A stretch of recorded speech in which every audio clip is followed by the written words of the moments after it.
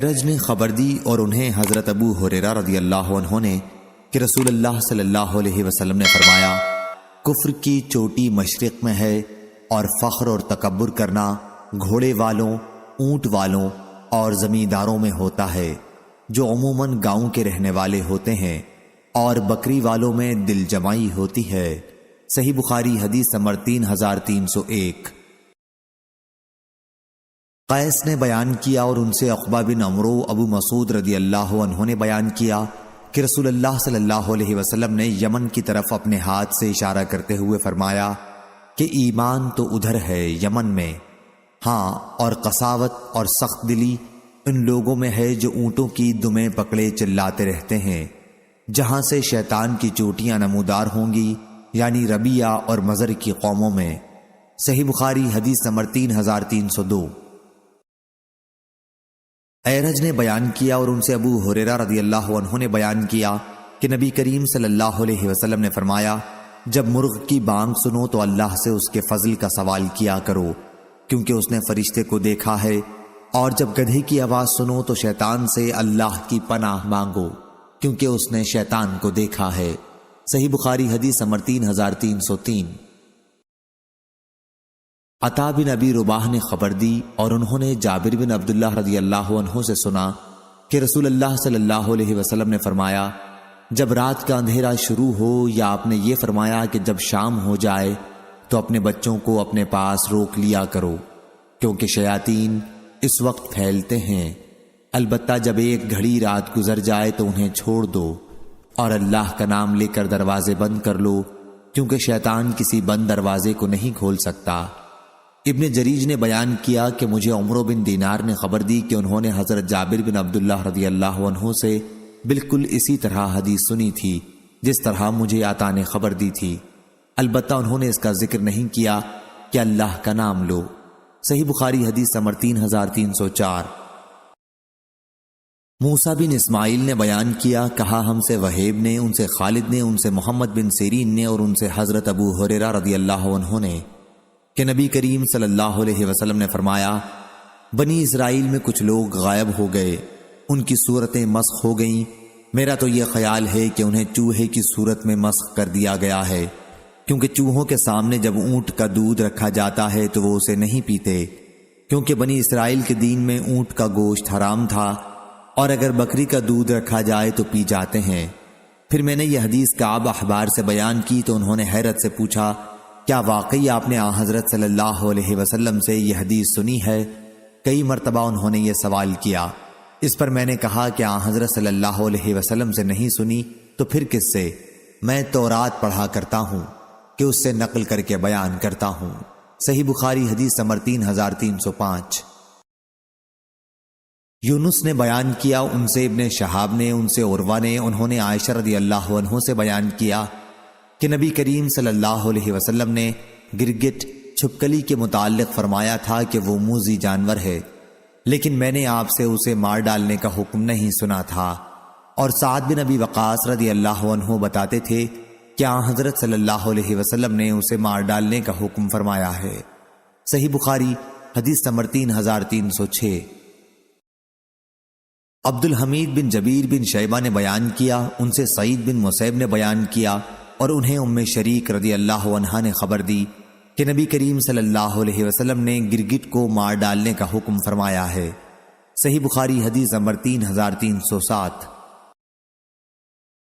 ابو اسامہ نے بیان کیا، ان سے ہشام نے، ان سے ان کے والد نے اور ان سے عائشہ رضی اللہ عنہا نے بیان کیا کہ نبی کریم صلی اللہ علیہ وسلم نے فرمایا، جس سانپ کے سر پر 2 نقطے ہوتے ہیں انہیں مار ڈالا کرو کیونکہ وہ اندھا بنا دیتے ہیں اور حمل کو بھی نقصان پہنچاتے ہیں۔ صحیح بخاری حدیث نمبر 3308۔ یحییٰ قطان نے بیان کیا، ان سے ہشام نے بیان کیا، ان سے ان کے والد نے بیان کیا اور ان سے عائشہ رضی اللہ عنہا نے بیان کیا کہ نبی کریم صلی اللہ علیہ وسلم نے دم بریدہ سانپ کو مار ڈالنے کا حکم دیا اور فرمایا کہ یہ آنکھوں کو نقصان پہنچاتا ہے اور حمل کو ساقط کر دیتا ہے۔ صحیح بخاری حدیث نمبر 3309۔ ابن ابی عدی نے بیان کیا، ان سے ابو یونس قشیری حاتم بن ابی صغیرہ نے، ان سے ابن ابی ملیکہ نے کہ ابن عمر رضی اللہ عنہ سانپوں کو پہلے مار ڈالا کرتے تھے لیکن بعد میں انہیں مارنے سے خود ہی منع کرنے لگے۔ انہوں نے بیان کیا کہ نبی کریم صلی اللہ علیہ وسلم نے اپنی ایک دیوار گروائی تو اس میں سے ایک سانپ کی کینچلی نکلی۔ آپ نے فرمایا کہ دیکھو وہ سانپ کہاں ہے؟ صحابہ رضی اللہ عنہم نے تلاش کیا اور وہ مل گیا تو آپ نے فرمایا کہ اسے مار ڈالو، میں بھی اسی وجہ سے سانپوں کو مار ڈالا کرتا تھا۔ صحیح بخاری حدیث نمبر 3310۔ پھر میری ملاقات ایک دن ابو لبابہ رضی اللہ عنہ سے ہوئی تو انہوں نے مجھے خبر دی کہ نبی کریم صلی اللہ علیہ وسلم نے فرمایا کہ پتلے یا سفید سانپوں کو نہ مارا کرو، البتہ دم کٹے ہوئے سانپ کو جس پر 2 سفید دھاریاں ہوتی ہیں اس کو مار ڈالو، کیونکہ یہ اتنا زہریلا ہے کہ حاملہ کے حمل کو گرا دیتا ہے اور آدمی کو اندھا بنا دیتا ہے۔ صحیح بخاری حدیث نمبر 3311۔ جریر بن حازم نے بیان کیا اور ان سے نافع نے کہ ابن عمر رضی اللہ عنہ سانپوں کو مار ڈالا کرتے تھے۔ صحیح بخاری حدیث نمبر 3312۔ پھر ان سے ابو لبابہ نے بیان کیا کہ نبی کریم صلی اللہ علیہ وسلم نے گھروں کے پتلے یا سفید سانپوں کو مارنے سے منع فرمایا ہے تو انہوں نے مارنا چھوڑ دیا۔ صحیح بخاری حدیث نمبر 3313۔ معمر نے بیان کیا ان سے ظاہری نے، ان سے عروہ نے اور ان سے حضرت عائشہ رضی اللہ عنہا نے بیان کیا کہ نبی کریم صلی اللہ علیہ وسلم نے فرمایا 5 جانور موذی ہیں، انہیں حرم میں بھی مارا جا سکتا ہے، توحل میں بطریق اولا ان کا مارنا جائز ہوگا، چوہا، بچھو، چیل، کوا اور کاٹ لینے والا کتا۔ صحیح بخاری حدیث نمبر 3314۔ امام مالک نے خبر دی انہیں عبداللہ بن دینار نے اور انہیں حضرت عبداللہ بن عمر رضی اللہ عنہ نے کہ نبی کریم صلی اللہ علیہ وسلم نے فرمایا 5 جانور ایسے ہیں جنہیں اگر کوئی شخص حالت احرام میں بھی مار ڈالے تو اس پر کوئی گناہ نہیں، بچھو، چوہا، کاٹ لینے والا کتا، کوا اور چیل۔ صحیح بخاری حدیث نمبر 3315۔ حماد بن زید نے بیان کیا ان سے کثیر نے، ان سے عطا نے اور ان سے حضرت جابر بن عبداللہ رضی اللہ عنہ نے کہ نبی کریم صلی اللہ علیہ وسلم نے فرمایا پانی کے برتنوں کو ڈھک لیا کرو، مشکیزوں کے منہ کو باندھ لیا کرو، دروازے بند کر لیا کرو اور اپنے بچوں کو اپنے پاس جمع کر لیا کرو، کیونکہ شام ہوتے ہی جنات روئے زمین پر پھیلتے ہیں اور اچکتے پھرتے ہیں، اور سوتے وقت چراغ بجھا لیا کرو، کیونکہ موذی چوہا بعض اوقات جلتی بتی کو کھینچ لاتا ہے اور اس طرح سارے گھر کو جلا دیتا ہے۔ ابن جریج اور حبیب نے بھی اس کو عطا سے روایت کیا، اس میں جنات کے بدل شیاطین مذکور ہیں۔ صحیح بخاری حدیث نمبر 3316۔ یحییٰ بن آدم نے خبر دی انہیں اسرائیل نے، انہیں منصور نے، انہیں ابراہیم نے، انہیں علقمہ نے اور ان سے حضرت عبداللہ بن مسعود رضی اللہ عنہ نے بیان کیا کہ مقام منا میں ہم نبی کریم صلی اللہ علیہ وسلم کے ساتھ ایک غار میں بیٹھے ہوئے تھے کہ آیت والمرسلات عرفا نازل ہوئی۔ ابھی ہم آپ کی زبان مبارک سے اسے سن ہی رہے تھے کہ ایک بل میں سے ایک سانپ نکلا، ہم اسے مارنے کے لیے جھپٹے لیکن وہ بھاگ گیا اور اپنے بل میں داخل ہو گیا۔ حضرت صلی اللہ علیہ وسلم نے فرمایا تمہارے ہاتھ سے وہ اسی طرح بچ نکلا جیسے تم اس کے نشان سے بچ گئے۔ اور یحییٰ نے اسرائیل سے روایت کیا ہے، ان سے عامش نے، ان سے ابراہیم نے، ان سے علقمہ نے اور ان سے عبداللہ رضی اللہ عنہ نے اسی طرح روایت کیا اور کہا کہ ہم حضرت صلی اللہ علیہ وسلم کی زبان مبارک سے اس صورت کو تازہ بتازہ سن رہے تھے۔ اور اسرائیل کے ساتھ اس حدیث کو ابو عوانہ نے مغیرہ سے روایت کیا اور حفص بن غیاث اور ابو معاویہ اور سلیمان بن قرم نے بھی عامش سے بیان کیا، ان سے ابراہیم نے، ان سے اسود نے اور ان سے عبداللہ بن مسعود رضی اللہ عنہ نے۔ صحیح بخاری حدیث نمبر 3317۔ عبید اللہ بن عمر نے بیان کیا ان سے نافع نے اور ان سے عبداللہ بن عمر رضی اللہ عنہ نے کہ نبی کریم صلی اللہ علیہ وسلم نے بیان کیا ایک عورت ایک بلی کے سبب سے دوزخ میں گئی، اس نے بلی کو باندھ کر رکھا، نہ تو اسے کھانا دیا اور نہ ہی چھوڑا کہ وہ کیڑے مکوڑے کھا کر اپنی جان بچا لیتی۔ عبدالعالی نے کہا اور ہم سے عبید اللہ نے بیان کیا، ان سے سعید مقبری نے اور ان سے حضرت ابو ہریرہ رضی اللہ عنہ نے نبی کریم صلی اللہ علیہ وسلم سے اسی طرح روایت کیا۔ صحیح بخاری حدیث نمبر 3318۔ امام مالک نے بیان کیا، ان سے ابو زناد نے، ان سے عارج نے اور ان سے حضرت ابو ہریرہ رضی اللہ عنہ نے کہ رسول کریم صلی اللہ علیہ وسلم نے فرمایا، گروہ انبیاء میں سے ایک نبی ایک درخت کے سائے میں اترے، وہاں انہیں کسی ایک چیونٹی نے کاٹ لیا تو انہوں نے حکم دیا، ان کا سارا سامان درخت کے تلے سے اٹھا لیا گیا، پھر چیونٹیوں کا سارا چھتا جلوا دیا۔ اس پر اللہ تعالیٰ نے ان پر وحی بھیجی کہ تم کو تو ایک ہی چیونٹی نے کاٹا تھا، فقط اسی کو جلانا تھا۔ صحیح بخاری حدیث نمبر 3319۔ عبید بن حنین نے خبر دی، انہوں نے کہا کہ میں نے حضرت ابو ہریرہ رضی اللہ عنہ سے سنا، وہ بیان کرتے تھے کہ نبی کریم صلی اللہ علیہ وسلم نے فرمایا، جب مکھی کسی کے پینے یا کھانے کی چیز میں پڑ جائے تو اسے ڈبو دے اور پھر نکال کر پھینک دے، کیونکہ اس کے ایک پر میں بیماری ہے اور اس کے دوسرے پر میں شفا ہوتی ہے۔ صحیح بخاری حدیث نمبر 3320۔ عوف نے بیان کیا، ان سے حسن اور ابن سیرین نے اور ان سے حضرت ابو ہریرہ رضی اللہ عنہ نے کہ نبی کریم صلی اللہ علیہ وسلم نے فرمایا، ایک فاحشہ عورت صرف اس وجہ سے بخشی گئی کہ وہ ایک کتے کے قریب سے گزر رہی تھی جو ایک کنویں کے قریب کھڑا پیاسا ہانپ رہا تھا۔ ایسا معلوم ہوتا تھا کہ وہ پیاس کی شدت سے ابھی مر جائے گا۔ اس عورت نے اپنا موزہ نکالا اور اس میں اپنا دوپٹہ باندھ کر پانی نکالا اور اس کتے کو پلا دیا تو اس کی بخشش اسی نیکی کی وجہ سے ہو گئی۔ صحیح بخاری حدیث نمبر 3321۔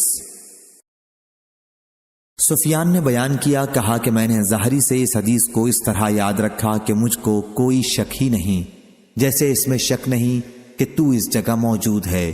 انہوں نے بیان کیا کہ مجھے عبید اللہ نے خبر دی، انہیں ابن عباس رضی اللہ عنہ نے اور انہیں ابو طلحہ رضی اللہ عنہ نے کہ نبی کریم صلی اللہ علیہ وسلم نے فرمایا، رحمت کے فرشتے ان گھروں میں نہیں داخل ہوتے جن میں کتا یا جاندار کی تصویر ہو۔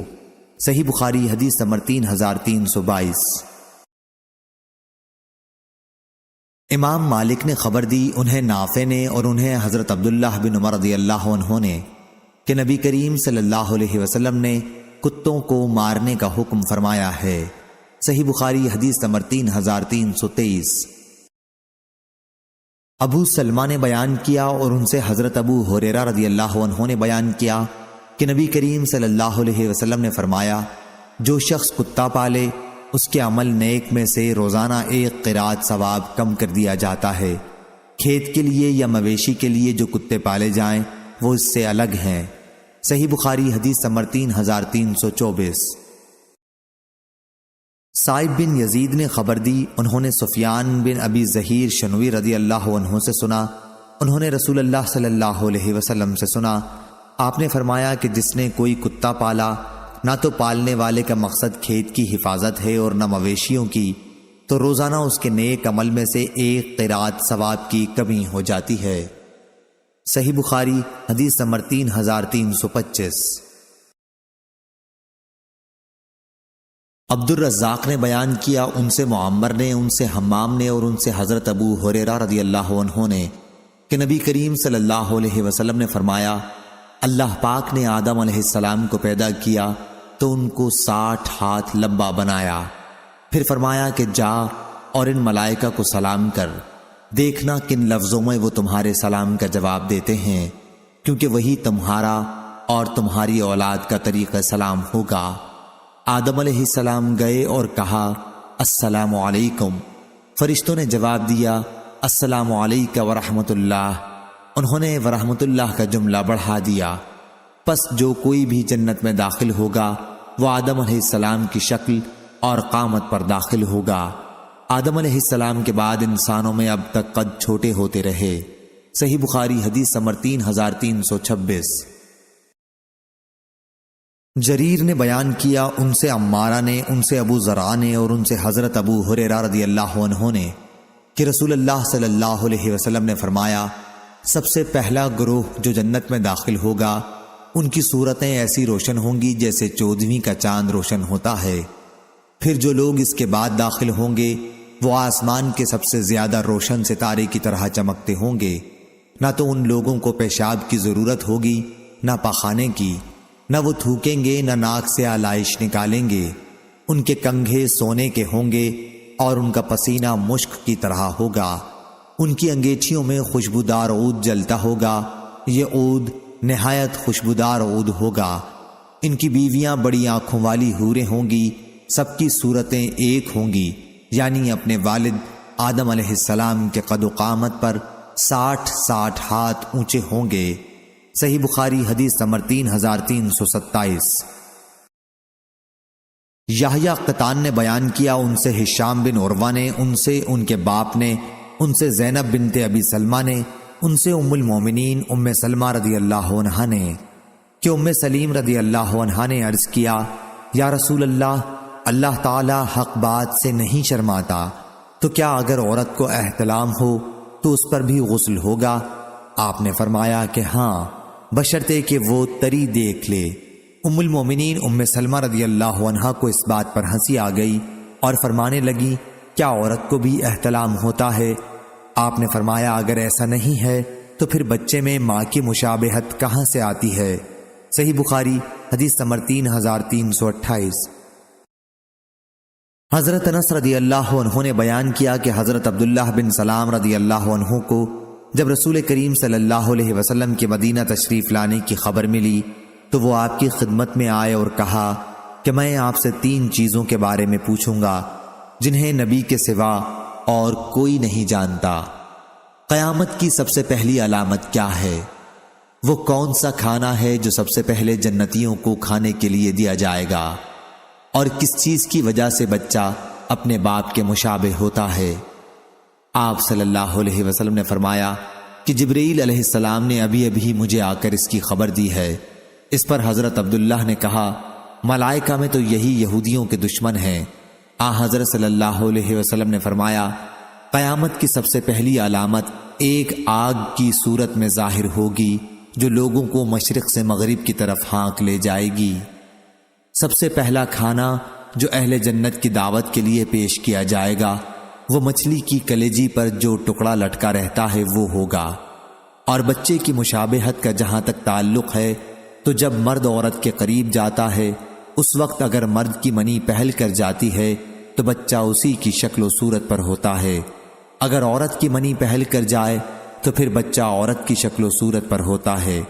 یہ سن کر حضرت عبداللہ بن سلام بول اٹھے، میں گواہی دیتا ہوں کہ آپ اللہ کے رسول ہیں۔ پھر عرض کیا، یا رسول اللہ، یہود انتہا کی جھوٹی قوم ہے، اگر آپ کے دریافت کرنے سے پہلے میرے اسلام قبول کرنے کے بارے میں انہیں علم ہو گیا تو آپ صلی اللہ علیہ وسلم کے سامنے مجھ پر ہر طرح کی تہمتیں دھرنی شروع کر دیں گے۔ چنانچہ کچھ یہودی آئے اور حضرت عبداللہ رضی اللہ عنہ گھر کے اندر چھپ کر بیٹھ گئے۔ حضرت صلی اللہ علیہ وسلم نے ان سے پوچھا، تم لوگوں میں عبداللہ بن سلام کون صاحب ہیں؟ سارے یہودی کہنے لگے، وہ ہم میں سب سے بڑے عالم اور سب سے بڑے عالم کے صاحبزادے ہیں، ہم میں سب سے زیادہ بہتر اور ہم میں سب سے بہتر کے صاحبزادے ہیں۔ حضرت صلی اللہ علیہ وسلم نے ان سے فرمایا، اگر عبداللہ مسلمان ہو جائیں تو پھر تمہارا کیا خیال ہوگا؟ انہوں نے کہا، اللہ تعالیٰ انہیں اس سے محفوظ رکھے۔ اتنے میں حضرت عبداللہ رضی اللہ عنہ باہر تشریف لائے اور کہا، میں گواہی دیتا ہوں کہ اللہ کے سوا اور کوئی معبود نہیں، اور گواہی دیتا ہوں کہ محمد اللہ کے سچے رسول ہیں۔ اب وہ سب ان کے متعلق کہنے لگے کہ ہم میں سب سے بدترین اور سب سے بدترین کا بیٹا ہے، وہی وہ ان کی برائی کرنے لگے۔ صحیح بخاری حدیث نمبر 3329۔ معمر نے خبر دی، انہیں حمام نے اور انہیں حضرت ابو ہریرہ رضی اللہ عنہ نے، انہوں نے نبی کریم صلی اللہ علیہ وسلم سے روایت کیا، عبد الرزاق کی روایت کی طرح کہ اگر قوم بنی اسرائیل نہ ہوتی تو گوشت نہ سڑا کرتا، اور اگر حوا نہ ہوتی تو عورت اپنے شوہر سے دغا نہ کرتی۔ صحیح بخاری حدیث نمبر 3330۔ حسین بن علی نے بیان کیا، ان سے زائدہ نے، ان سے میسرہ اشجعی نے، ان سے ابو حازم نے اور ان سے ابو ہریرہ رضی اللہ عنہ نے بیان کیا کہ رسول اللہ صلی اللہ علیہ وسلم نے فرمایا، عورتوں کے بارے میں میری وصیت کا ہمیشہ خیال رکھنا، کیونکہ عورت پسلی سے پیدا کی گئی ہے، پسلی میں بھی سب سے زیادہ ٹیڑھا اوپر کا حصہ ہوتا ہے۔ اگر کوئی شخص اسے بالکل سیدھی کرنے کی کوشش کرے تو انجام کار توڑ کے رہے گا، اور اگر اسے وہ یوں ہی چھوڑ دے گا تو پھر ہمیشہ ٹیڑھی ہی رہ جائے گی۔ پس عورتوں کے بارے میں میری نصیحت مانو، عورتوں سے اچھا سلوک کرو۔ صحیح بخاری حدیث نمبر 3331۔ زید بن وہب نے بیان کیا، کہا ہم سے عبداللہ بن مسعود رضی اللہ عنہ نے بیان کیا کہ نبی کریم صلی اللہ علیہ وسلم نے بیان فرمایا، اور آپ سچوں کے سچے تھے کہ انسان کی پیدائش اس کی ماں کے پیٹ میں پہلے 40 دن تک پوری کی جاتی ہے، پھر وہ اتنے ہی دنوں تک علقہ یعنی غلیظ اور جامد خون کی صورت میں رہتا ہے، پھر اتنے ہی دنوں کے لیے مضغہ گوشت کا لوتھڑا کی شکل اختیار کر لیتا ہے، پھر چوتھے چلے میں اللہ تعالیٰ ایک فرشتے کو 4 باتوں کا حکم دے کر بھیجتا ہے، پس وہ فرشتہ اس کے عمل، اس کی مدت زندگی، روزی اور یہ کہ وہ نیک ہے یا بد کو لکھ لیتا ہے۔ اس کے بعد اس میں روح پھونکی جاتی ہے، پس انسان زندگی بھر دوزخیوں کے کام کرتا رہتا ہے، اور جب اس کے اور دوزخ کے درمیان صرف 1 ہاتھ کا فاصلہ رہ جاتا ہے تو اس کی تقدیر سامنے آتی ہے، اور وہ جنتیوں کے کام کرنے لگتا ہے اور جنت میں چلا جاتا۔ اسی طرح ایک شخص جنتیوں کے کام کرتا رہتا ہے، اور جب اس کے اور جنت کے درمیان صرف 1 ہاتھ کا فاصلہ رہ جاتا ہے تو اس کی تقدیر سامنے آتی ہے، اور وہ دوزخیوں کے کام شروع کر دیتا ہے اور دوزخ میں چلا جاتا ہے۔ صحیح بخاری حدیث نمبر 3332۔ حماد بن زید نے بیان کیا، ان سے عبید اللہ بن ابی بکر بن انس نے اور ان سے انس بن مالک رضی اللہ عنہ نے بیان کیا کہ نبی کریم صلی اللہ علیہ وسلم نے فرمایا، اللہ تعالیٰ نے ماں کے رحم کے لیے ایک فرشتہ مقرر کر رکھا ہے، وہ فرشتہ عرض کرتا ہے، اے رب یہ نطفہ ہے، اے رب یہ مضغہ ہے، اے رب یہ علقہ ہے۔ پھر جب اللہ تعالیٰ اسے پیدا کرنے کا ارادہ کرتا ہے تو فرشتہ پوچھتا ہے، اے رب یہ مرد ہے یا یہ عورت ہے، اے رب یہ بد ہے یا نیک، اس کی روزی کیا ہے اور مدت زندگی کتنی ہے؟ چنانچہ اسی کے مطابق ماں کے پیٹ ہی میں سب کچھ فرشتہ لکھ لیتا ہے۔ صحیح بخاری حدیث نمبر 3333۔ شعبہ نے بیان کیا، ان سے ابو عمران جونی نے اور ان سے حضرت انس رضی اللہ عنہ نے نبی کریم صلی اللہ علیہ وسلم سے کہ اللہ تعالیٰ قیامت کے دن اس شخص سے پوچھے گا جسے دوزخ کا سب سے ہلکا عذاب کیا گیا ہوگا، اگر دنیا میں تمہاری کوئی چیز ہوتی تو کیا اس عذاب سے نجات پانے کے لیے اسے بدلے میں دے سکتا تھا؟ وہ شخص کہے گا کہ جی ہاں۔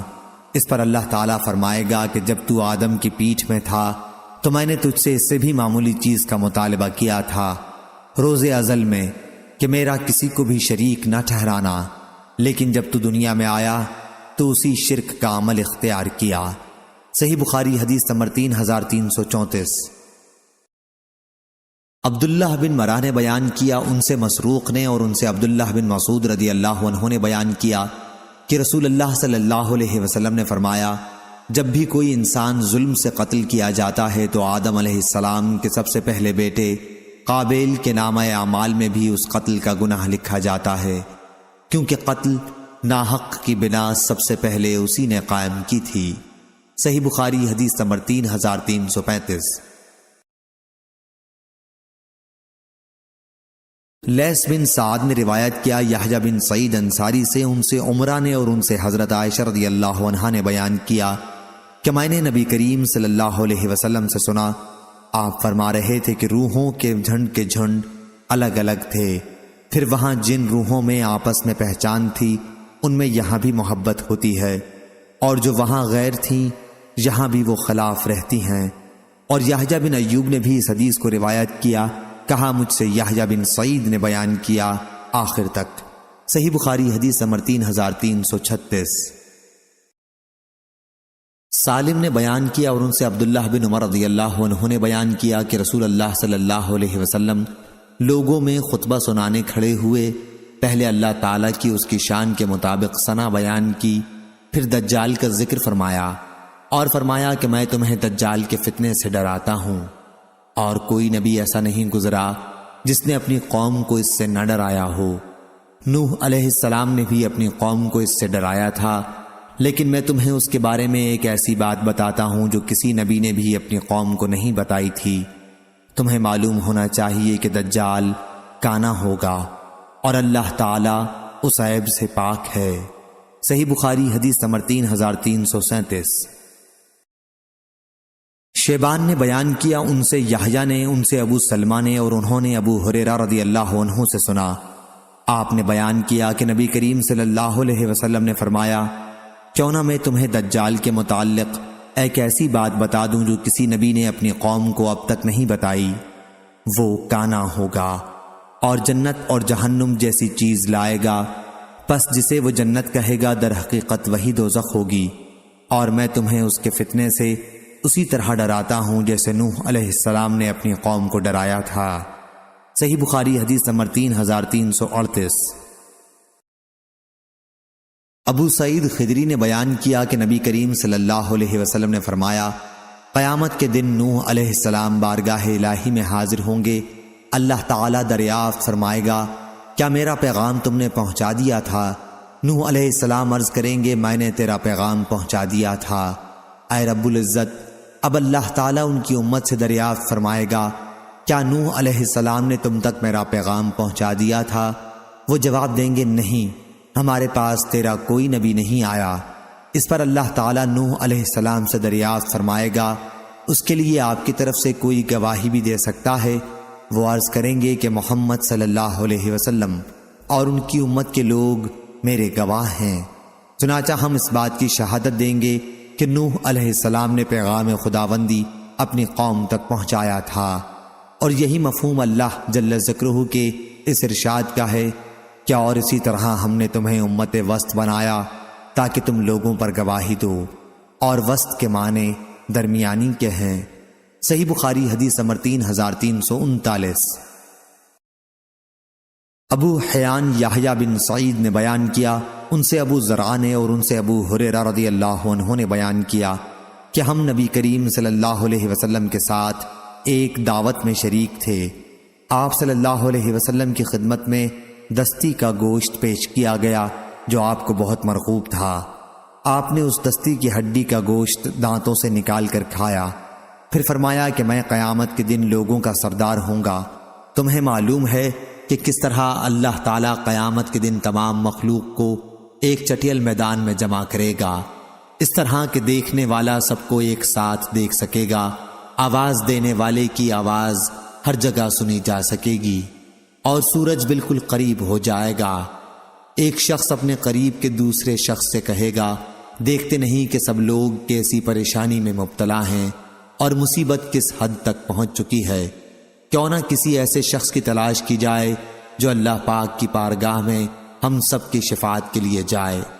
کچھ لوگوں کا مشورہ ہوگا کہ دادا آدم علیہ السلام اس کے لیے مناسب ہیں، چنانچہ لوگ ان کی خدمت میں حاضر ہوں گے اور عرض کریں گے، اے بابا آدم، آپ انسانوں کے دادا ہیں، اللہ پاک نے آپ کو اپنے ہاتھ سے پیدا کیا تھا، اپنی روح آپ کے اندر پھونکی تھی، ملائکہ کو حکم دیا تھا اور انہوں نے آپ کو سجدہ کیا تھا، اور جنت میں آپ کو پیدا کرنے کے بعد ٹھہرایا تھا۔ آپ اپنے رب کے حضور میں ہماری شفاعت کر دیں۔ آپ خود ملاحظہ فرما سکتے ہیں کہ ہم کس درجہ الجھن اور پریشانی میں مبتلا ہیں۔ وہ فرمائیں گے کہ گناہ گاروں پر اللہ تعالیٰ آج اس درجہ غضبناک ہے کہ کبھی اتنا غضبناک نہیں ہوا تھا اور نہ آئندہ کبھی ہوگا، اور مجھے پہلے ہی درخت جنت کے کھانے سے منع کر چکا تھا، لیکن میں اس فرمان کو بجا لانے میں کوتاہی کر گیا۔ آج تو مجھے اپنی ہی پڑی ہے، نفسا نفسی، تم لوگ کسی اور کے پاس جاؤ، ہاں نوح علیہ السلام کے پاس جاؤ۔ چنانچہ سب لوگ نوح علیہ السلام کی خدمت میں حاضر ہوں گے اور عرض کریں گے، اے نوح علیہ السلام، آپ آدم علیہ السلام کے بعد روئے زمین پر سب سے پہلے نبی ہیں، اور اللہ تعالیٰ نے آپ کو عبد الشکور کہہ کر پکارا ہے۔ آپ ملاحظہ فرما سکتے ہیں کہ آج ہم کیسی مصیبت و پریشانی میں مبتلا ہیں، آپ اپنے رب کے حضور میں ہماری شفاعت کر دیجئے۔ وہ بھی یہی جواب دیں گے کہ میرا رب آج اس درجہ غضبناک ہے کہ اس سے پہلے کبھی ایسا غضبناک نہیں ہوا تھا۔ اور نہ کبھی اس کے بعد اتنا غضبناک ہوگا۔ آج تو مجھے خود اپنی ہی فکر ہے، نفسا نفسی۔ تم نبی کریم صلی اللہ علیہ وسلم کی خدمت میں جاؤ، چنانچہ وہ لوگ میرے پاس آئیں گے، میں ان کی شفاعت کے لیے عرش کے نیچے سجدے میں گر پڑوں گا۔ پھر آواز آئے گی، اے محمد سر اٹھاؤ اور شفاعت کرو، تمہاری شفاعت قبول کی جائے گی، مانگو تمہیں دیا جائے گا۔ محمد بن عبید اللہ نے بیان کیا کہ ساری حدیث میں یاد نہ رکھ سکا۔ صحیح بخاری حدیث نمبر 3340۔ ابو احمد نے خبر دی، انہیں سفیان نے، انہیں ابو اسحاق نے، انہیں اسود بن یزید نے، اور انہیں عبداللہ بن مسعود رضی اللہ عنہ نے کہ نبی کریم صلی اللہ علیہ وسلم نے آیت فہل میں مدکر مشہور قرأت کے مطابق ادغام کے ساتھ تلاوت فرمائی تھی۔ صحیح بخاری حدیث نمبر 3341۔ عبداللہ نے خبر دی، انہیں یونس نے خبر دی، اور انہیں زہری نے دوسری سند، اور ہم سے احمد بن صالح نے بیان کیا، کہا ہم سے عنبسہ نے، ان سے یونس نے، ان سے ابن شہاب نے بیان کیا، اور ان سے انس رضی اللہ عنہ نے بیان کیا کہ ابو ذر رضی اللہ عنہ بیان کرتے تھے کہ نبی کریم صلی اللہ علیہ وسلم نے فرمایا، میرے گھر کی چھت کھولی گئی، میرا قیام ان دنوں مکے میں تھا، پھر جبریل علیہ السلام اترے اور میرا سینہ چاک کیا اور اسے زمزم کے پانی سے دھویا، اس کے بعد سونے کا ایک تشت لائے جو حکمت اور ایمان سے لبریز تھا، اسے میرے سینے میں اونڈیل دیا، پھر میرا ہاتھ پکڑ کر آسمان کی طرف لے کر چلے۔ جب آسمان دنیا پر پہنچے تو جبریل علیہ السلام نے آسمان کے داروغہ سے کہا کہ دروازہ کھولو۔ پوچھا کہ کون صاحب ہیں؟ انہوں نے جواب دیا کہ میں جبریل۔ پھر پوچھا کہ آپ کے ساتھ کوئی اور بھی ہے؟ جواب دیا کہ میرے ساتھ محمد صلی اللہ علیہ وسلم ہیں۔ پوچھا کہ انہیں لانے کے لیے آپ کو بھیجا گیا تھا؟ جواب دیا کہ ہاں۔ اب دروازہ کھلا۔ جب ہم آسمان پر پہنچے تو وہاں ایک بزرگ سے ملاقات ہوئی، کچھ انسانی روحیں ان کے دائیں طرف تھیں اور کچھ بائیں طرف۔ جب وہ دائیں طرف دیکھتے تو ہنستے تھے اور جب بائیں طرف دیکھتے تو رو پڑتے۔ انہوں نے کہا خوش آمدید، نیک نبی، نیک بیٹے۔ میں نے پوچھا جبریل یہ صاحب کون بزرگ ہیں؟ تو انہوں نے بتایا کہ یہ آدم علیہ السلام ہیں، اور یہ انسانی روحیں ان کے دائیں اور بائیں طرف تھیں، ان کی اولاد بنی آدم کی روحیں تھیں۔ ان کے جو دائیں طرف تھیں وہ جنتی تھیں اور جو بائیں طرف تھیں وہ دوزخی تھیں، اس لیے جب وہ دائیں طرف دیکھتے تو مسکراتے اور جب بائیں طرف دیکھتے تو روتے تھے۔ پھر جبریل علیہ السلام مجھے اوپر لے کر چڑھے اور دوسرے آسمان پر آئے۔ اس آسمان کے داروغہ سے بھی انہوں نے کہا کہ دروازہ کھولو۔ انہوں نے بھی اسی طرح کے سوالات کیے جو پہلے آسمان پر ہو چکے تھے۔ پھر دروازہ کھولا۔ انس رضی اللہ عنہ نے بیان کیا کہ حضرت ابو ذر رضی اللہ عنہ نے تفصیل سے بتایا کہ حضرت صلی اللہ علیہ وسلم نے مختلف آسمانوں پر ادریس، موسیٰ، عیسیٰ اور ابراہیم علیہ السلام کو پایا، لیکن انہوں نے ان انبیاء کرام کے مقامات کی کوئی تخصیص نہیں کی، صرف اتنا کہا کہ حضرت صلی اللہ علیہ وسلم نے آدم کو آسمان دنیا پہلے آسمان پر پایا اور ابراہیم علیہ السلام کو چھٹے پر، اور حضرت انس رضی اللہ عنہ نے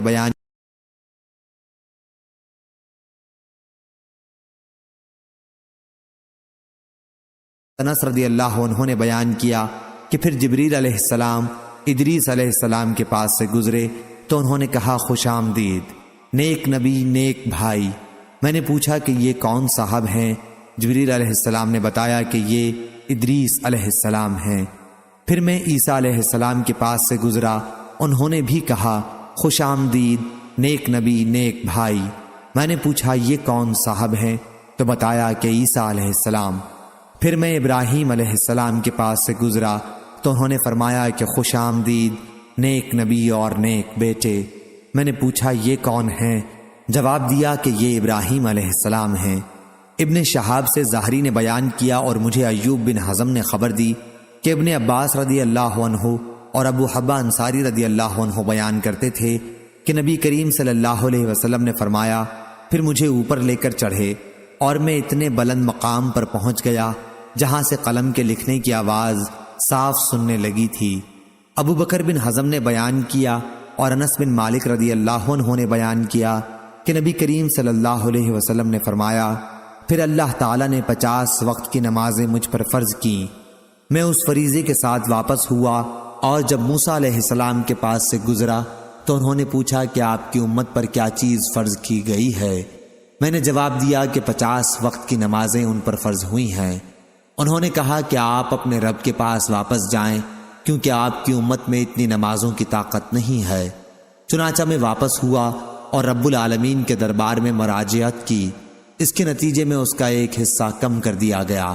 پھر میں موسیٰ علیہ السلام کے پاس آیا اور اس مرتبہ بھی انہوں نے کہا کہ اپنے رب سے پھر مراجعت کریں۔ پھر انہوں نے اپنی تفصیلات کا ذکر کیا کہ رب العالمین نے ایک حصے کی پھر کمی کر دی۔ پھر میں موسیٰ علیہ السلام کے پاس آیا اور انہیں خبر کی۔ انہوں نے کہا کہ آپ اپنے رب سے مراجعت کریں کیونکہ آپ کی امت میں اس کی بھی طاقت نہیں ہے۔ پھر میں واپس ہوا اور اپنے رب سے پھر مراجعت کی۔ اللہ تعالیٰ نے اس مرتبہ فرما دیا کہ نمازیں 5 وقت کی کر دی گئیں اور ثواب بعض نمازوں ہی کا باقی رکھا گیا۔ ہمارا قول بدلہ نہیں کرتا۔ پھر میں موسیٰ علیہ السلام کے پاس آیا تو انہوں نے اب بھی اسی پر زور دیا کہ اپنے رب سے آپ کو پھر مراجعت کرنی چاہیے، لیکن میں نے کہا کہ مجھے اللہ پاک سے بار بار درخواست کرتے ہوئے اب شرم آتی ہے۔ پھر جبریل علیہ السلام مجھے لے کر آگے بڑھے اور سدرۃ المنتہا کے پاس لائے، جہاں مختلف قسم کے رنگ نظر آئے جنہوں نے اس درخت کو چھپا رکھا تھا۔ میں نہیں جانتا کہ وہ کیا تھے۔ اس کے بعد مجھے جنت میں داخل کیا گیا تو میں نے دیکھا کہ موتی کے گنبد بنے ہوئے ہیں اور اس کی مٹی مشک کی طرح خوشبودار تھی۔ صحیح بخاری حدیث نمبر 3342۔ شعبہ نے بیان کیا، ان سے حکم نے، ان سے مجاہد نے اور ان سے حضرت ابن عباس رضی اللہ عنہ نے بیان کیا کہ نبی کریم صلی اللہ علیہ وسلم نے فرمایا، غزوہ خندق کے موقع پر پروا ہوا سے میری مدد کی گئی اور قوم عاد پچھوا ہوا سے ہلاک کر دی گئی تھی۔ صحیح بخاری حدیث نمبر 3343۔ ابن کثیر نے بیان کیا، ان سے سفیان ثوری نے، ان سے ان کے والد نے، ان سے ابن ابی نعیم نے اور ان سے حضرت ابو سعید خدری رضی اللہ عنہ نے بیان کیا کہ حضرت علی رضی اللہ عنہ نے یمن سے نبی کریم صلی اللہ علیہ وسلم کی خدمت میں کچھ سونا بھیجا تو آپ نے اسے 4 آدمیوں میں تقسیم کر دیا۔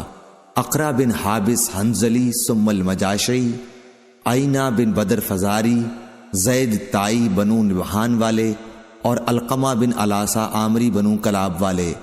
اس پر قریش اور انصار کے لوگوں کو غصہ آیا اور کہنے لگے کہ حضرت صلی اللہ علیہ وسلم نے نجد کے بڑوں کو تو دیا لیکن ہمیں نظر انداز کر دیا ہے۔ حضرت صلی اللہ علیہ وسلم نے فرمایا کہ میں صرف ان کے دل ملانے کے لیے انہیں دیتا ہوں کیونکہ ابھی حال ہی میں یہ لوگ مسلمان ہوئے ہیں۔ پھر ایک شخص سامنے آیا، اس کی آنکھیں دھسی ہوئی تھیں، کلے پھولے ہوئے تھے، پیشانی بھی اٹھی ہوئی تھی، داڑھی بہت گھنی تھی اور سر منڈا ہوا تھا۔ اس نے کہا، اے محمد، اللہ سے ڈرو۔ حضرت صلی اللہ علیہ وسلم نے فرمایا، اگر میں ہی اللہ کی نافرمانی کروں گا تو پھر اس کی فرما برداری کون کرے گا؟ اللہ تعالیٰ نے مجھے روئے زمین پر دیانت دار بنا کر بھیجا ہے، کیا تم مجھے امین نہیں سمجھتے؟ اس شخص کی اس گستاخی پر ایک صحابی نے اس کے قتل کی اجازت چاہی۔ میرا خیال ہے کہ یہ حضرت خالد بن ولید تھے، لیکن حضرت صلی اللہ علیہ وسلم نے انہیں اس سے روک دیا۔ پھر وہ شخص وہاں سے چلنے لگا تو حضرت صلی اللہ علیہ وسلم نے فرمایا، اس شخص کی نسل سے، یا آپ صلی اللہ علیہ وسلم نے فرمایا کہ اس شخص کے بعد اس کی قوم سے ایسے لوگ جھوٹے مسلمان پیدا ہوں گے جو قرآن کی تلاوت تو کریں گے لیکن قرآن مجید ان کے حلق سے نیچے نہیں اترے گا۔ دین سے وہ اس طرح نکل جائیں گے جیسے تیر کمان سے نکل جاتا ہے۔ یہ مسلمانوں کو قتل کریں گے اور بت پرستوں کو چھوڑ دیں گے۔ اگر میری زندگی اس وقت تک باقی رہے تو میں ان کو اس طرح قتل کروں گا جیسے قوم عاد کا عذاب الہی سے قتل ہوا تھا کہ ایک بھی باقی نہ بچا۔ صحیح بخاری حدیث نمبر 3344۔ اسرائیل نے بیان کیا، ان سے ابو اسحاق نے، ان سے اسود نے کہا کہ میں نے حضرت عبداللہ بن مسعود رضی اللہ عنہ سے سنا، وہ بیان کرتے تھے کہ میں نے نبی کریم صلی اللہ علیہ وسلم سے سنا، آپ آیت فحل میں مدکر کی تلاوت فرما رہے تھے۔ صحیح بخاری حدیث نمبر 3345۔ لیث نے بیان کیا، ان سے عقیل نے، ان سے ابن شہاب نے، ان سے عروہ بن زبیر نے، اور ان سے حضرت زینب بنت ابی سلمہ رضی اللہ عنہا نے، ان سے ام حبیبہ بنت ابی سفیان نے، ان سے زینب بنت حجش رضی اللہ عنہا نے کہ نبی کریم صلی اللہ علیہ وسلم ان کے یہاں تشریف لائے۔ آپ کچھ گھبرائے ہوئے تھے، پھر آپ نے فرمایا، اللہ کے سوا اور کوئی معبود نہیں۔ ملک عرب میں اس برائی کی وجہ سے بربادی آ جائے گی جس کے دن قریب آنے کو ہیں۔ آج یاجوج ماجوج نے دیوار میں اتنا سوراخ کر دیا ہے۔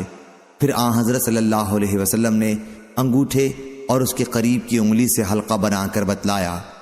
ام المومنین حضرت زینب بنت حجش رضی اللہ عنہا نے بیان کیا کہ میں نے سوال کیا، یا رسول اللہ، کیا ہم اس کے باوجود ہلاک کر دیے جائیں گے کہ ہم میں نیک لوگ بھی موجود ہوں گے؟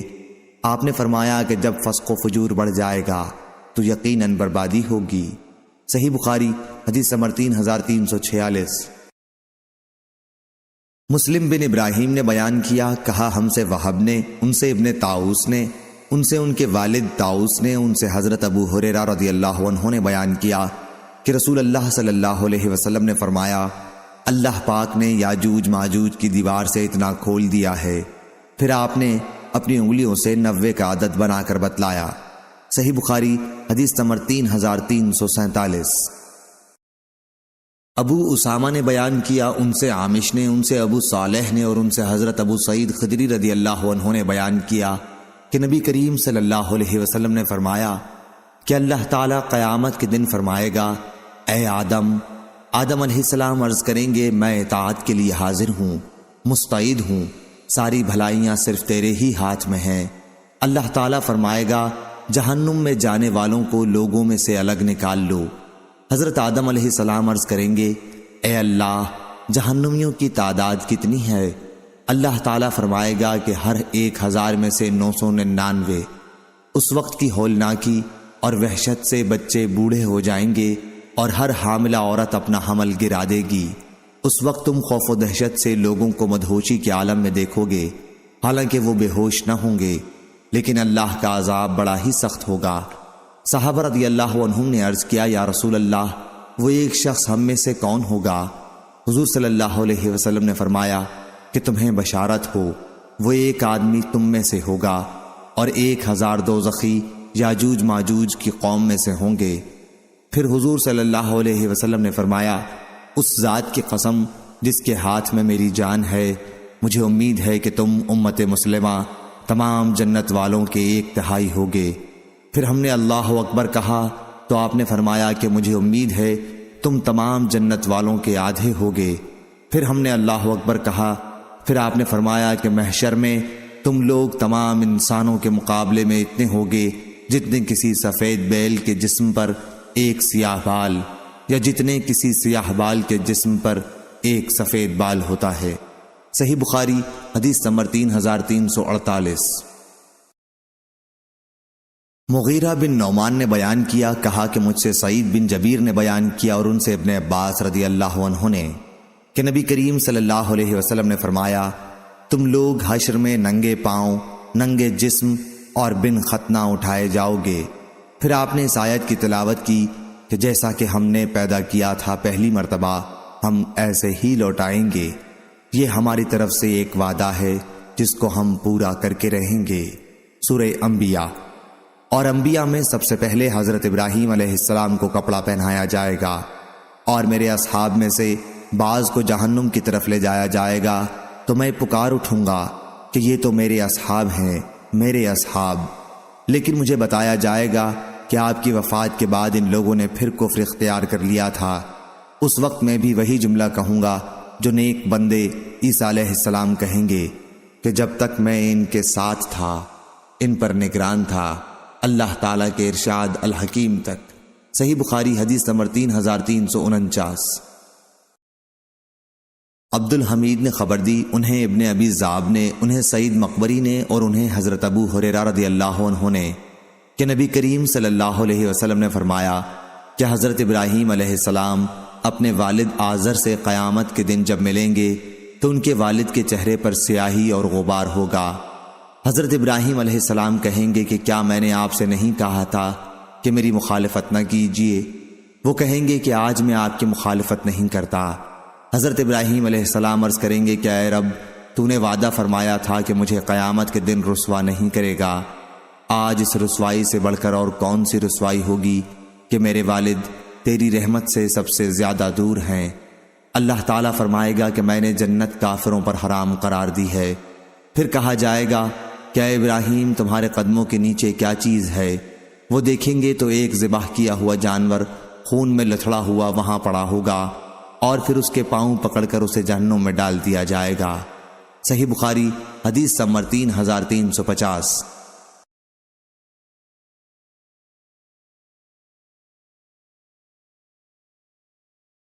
بکیر نے بیان کیا ان سے ابن عباس کے مولا قریب نے اور ان سے حضرت ابن عباس رضی اللہ عنہ نے کہ نبی کریم صلی اللہ علیہ وسلم بیت اللہ میں داخل ہوئے تو اس میں حضرت ابراہیم اور حضرت مریم علیہ السلام کی تصویریں دیکھیں۔ آپ نے فرمایا کہ قریش کو کیا ہو گیا، حالانکہ انہیں معلوم ہے کہ فرشتے کسی ایسے گھر میں داخل نہیں ہوتے جس میں تصویریں رکھی ہوں۔ یہ حضرت ابراہیم علیہ السلام کی تصویر ہے اور وہ بھی پانسا پھینکتے ہوئے۔ صحیح بخاری حدیث نمبر 3351۔ ہشام نے خبر دی، انہیں معمر نے، انہیں ایوب نے، انہیں اکرمہ نے اور انہیں حضرت ابن عباس رضی اللہ عنہ نے کہ نبی کریم صلی اللہ علیہ وسلم نے جب بیت اللہ میں تصویریں دیکھیں تو اندر اس وقت تک داخل نہ ہوئے جب تک وہ مٹا نہ دی گئیں، اور آپ نے ابراہیم علیہ السلام اور اسماعیل علیہ السلام کی تصویریں دیکھیں کہ ان کے ہاتھ میں تیر پانسے کے تھے، تو آپ نے فرمایا اللہ ان پر بربادی لائے، واللہ ان حضرات نے کبھی تیر نہیں پھینکے۔ صحیح بخاری حدیث نمبر 3352۔ سعید بن ابی سعید نے بیان کیا ان سے ان کے والد نے اور ان سے حضرت ابو ہریرہ رضی اللہ عنہ نے کہ عرض کیا گیا یا رسول اللہ سب سے زیادہ شریف کون ہے؟ حضور نے فرمایا کہ جو سب سے زیادہ پرہیزگار ہو۔ صحابہ رضی اللہ عنہ نے عرض کیا کہ ہم حضور صلی اللہ علیہ وسلم سے اس کے متعلق نہیں پوچھتے۔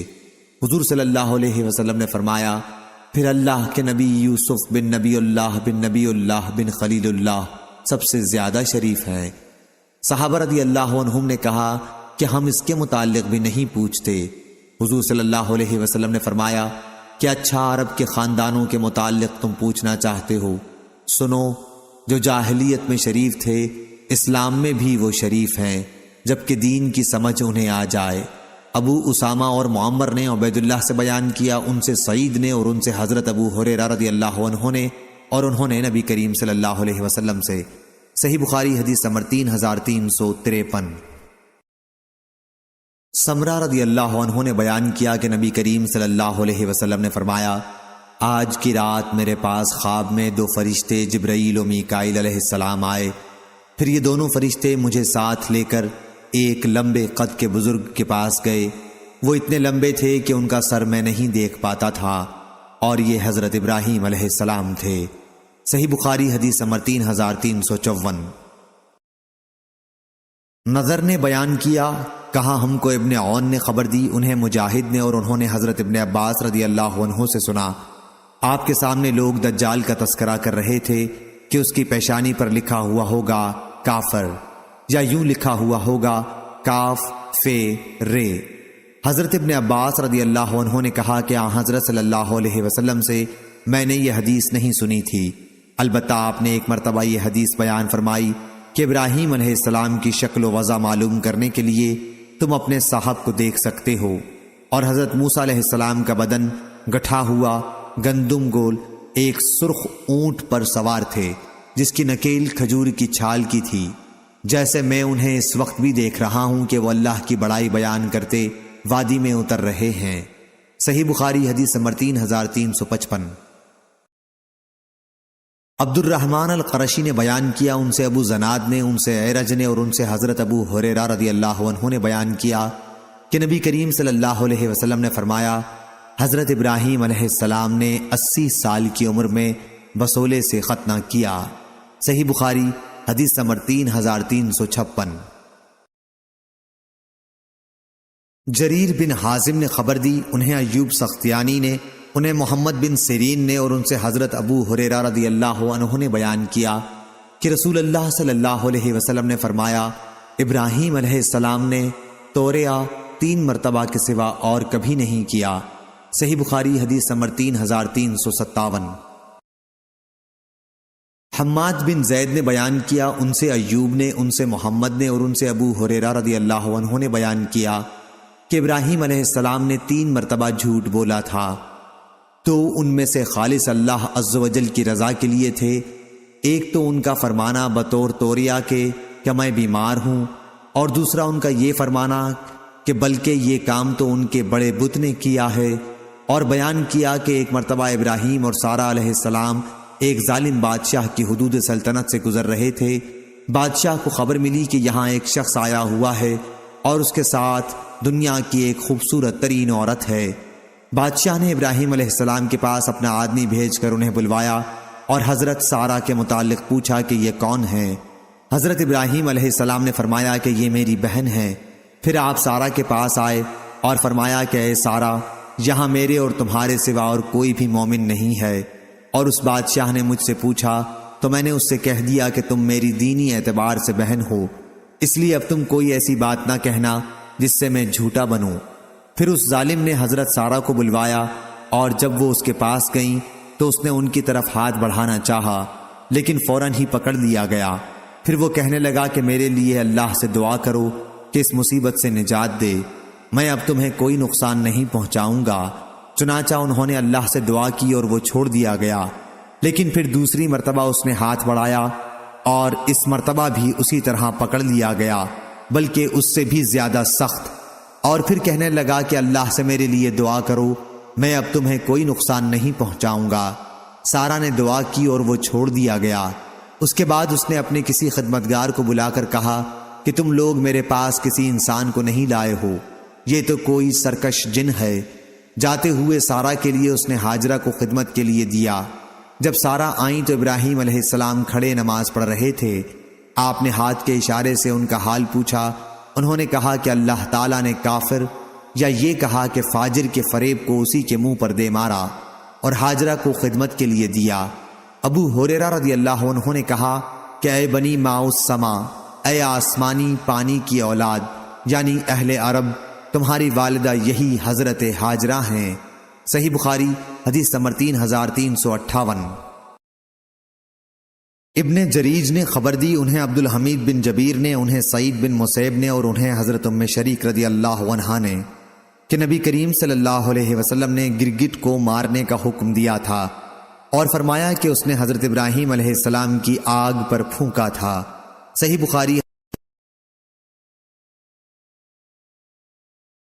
بخاری حدیث نمبر 3359۔ ابراہیم نے بیان کیا، ان سے علقمہ نے، اور ان سے عبداللہ بن مسعود رضی اللہ عنہ نے بیان کیا کہ جب یہ آیت اتری، جو لوگ ایمان لائے اور اپنے ایمان میں کسی قسم کے ظلم کی ملاوٹ نہ کی، تو ہم نے عرض کیا یا رسول اللہ، ہم میں ایسا کون ہوگا جس نے اپنی جان پر ظلم نہ کیا ہوگا؟ حضور صلی اللہ علیہ وسلم نے فرمایا کہ واقعہ وہ نہیں جو تم سمجھتے ہو، جس نے اپنے ایمان کے ساتھ ظلم کی ملاوٹ نہ کی۔ میں ظلم سے مراد شرک ہے۔ کیا تم نے لقمان علیہ السلام کی اپنے بیٹے کو یہ نصیحت نہیں سنی کہ اے بیٹے، اللہ کے ساتھ شرک نہ کرنا، بے شک شرک بہت ہی بڑا ظلم ہے۔ صحیح بخاری حدیث نمبر 3360۔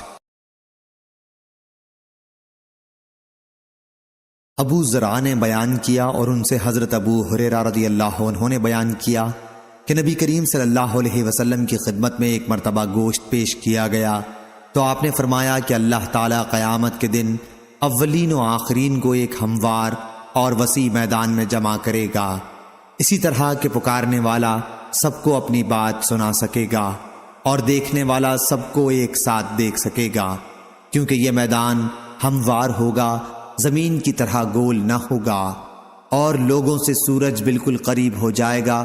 پھر آپ نے شفاعت کا ذکر کیا کہ لوگ حضرت ابراہیم علیہ السلام کی خدمت میں حاضر ہوں گے اور عرض کریں گے کہ آپ روئے زمین پر اللہ کے نبی اور خلیل ہیں، ہمارے لیے اپنے رب کے حضور میں شفاعت کیجیے۔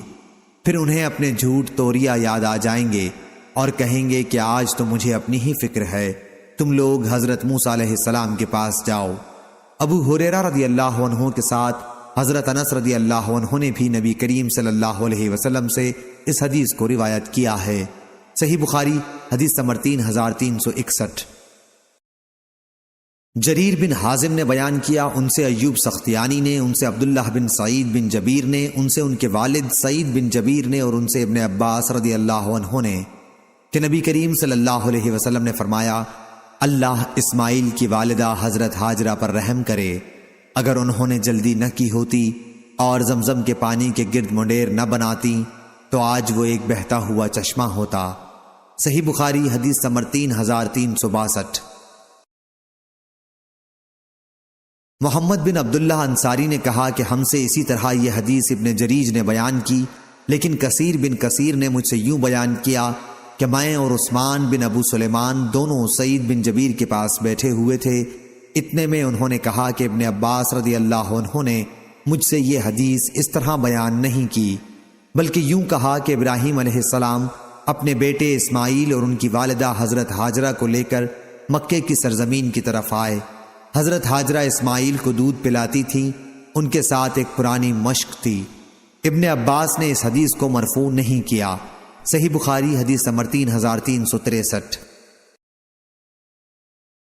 معمر نے خبر دی، انہیں ایوب سختیانی اور کثیر بن مطلب بن ابی وداع نے، یہ دونوں کچھ زیادہ اور کمی کے ساتھ بیان کرتے ہیں۔ وہ دونوں سعید بن جبیر سے کہ ابن عباس رضی اللہ عنہ نے بیان کیا، عورتوں میں کمر پٹا باندھنے کا رواج اسماعیل علیہ السلام کی والدہ ہاجرہ سے چلا ہے۔ سب سے پہلے انہوں نے کمر پٹا اس لیے باندھا تھا کہ تاکہ سارا ان کا سراغ نہ پائیں، وہ جلد بھاگ جائیں۔ پھر انہیں اور ان کے بیٹے اسماعیل کو ابراہیم علیہ السلام ساتھ لے کر مکے میں آئے۔ اس وقت ابھی وہ اسماعیل علیہ السلام کو دودھ پلاتی تھیں۔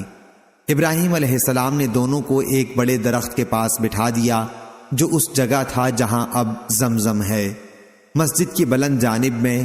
ان دنوں مکے میں کوئی انسان نہیں تھا، اس لیے وہاں پانی بھی نہیں تھا۔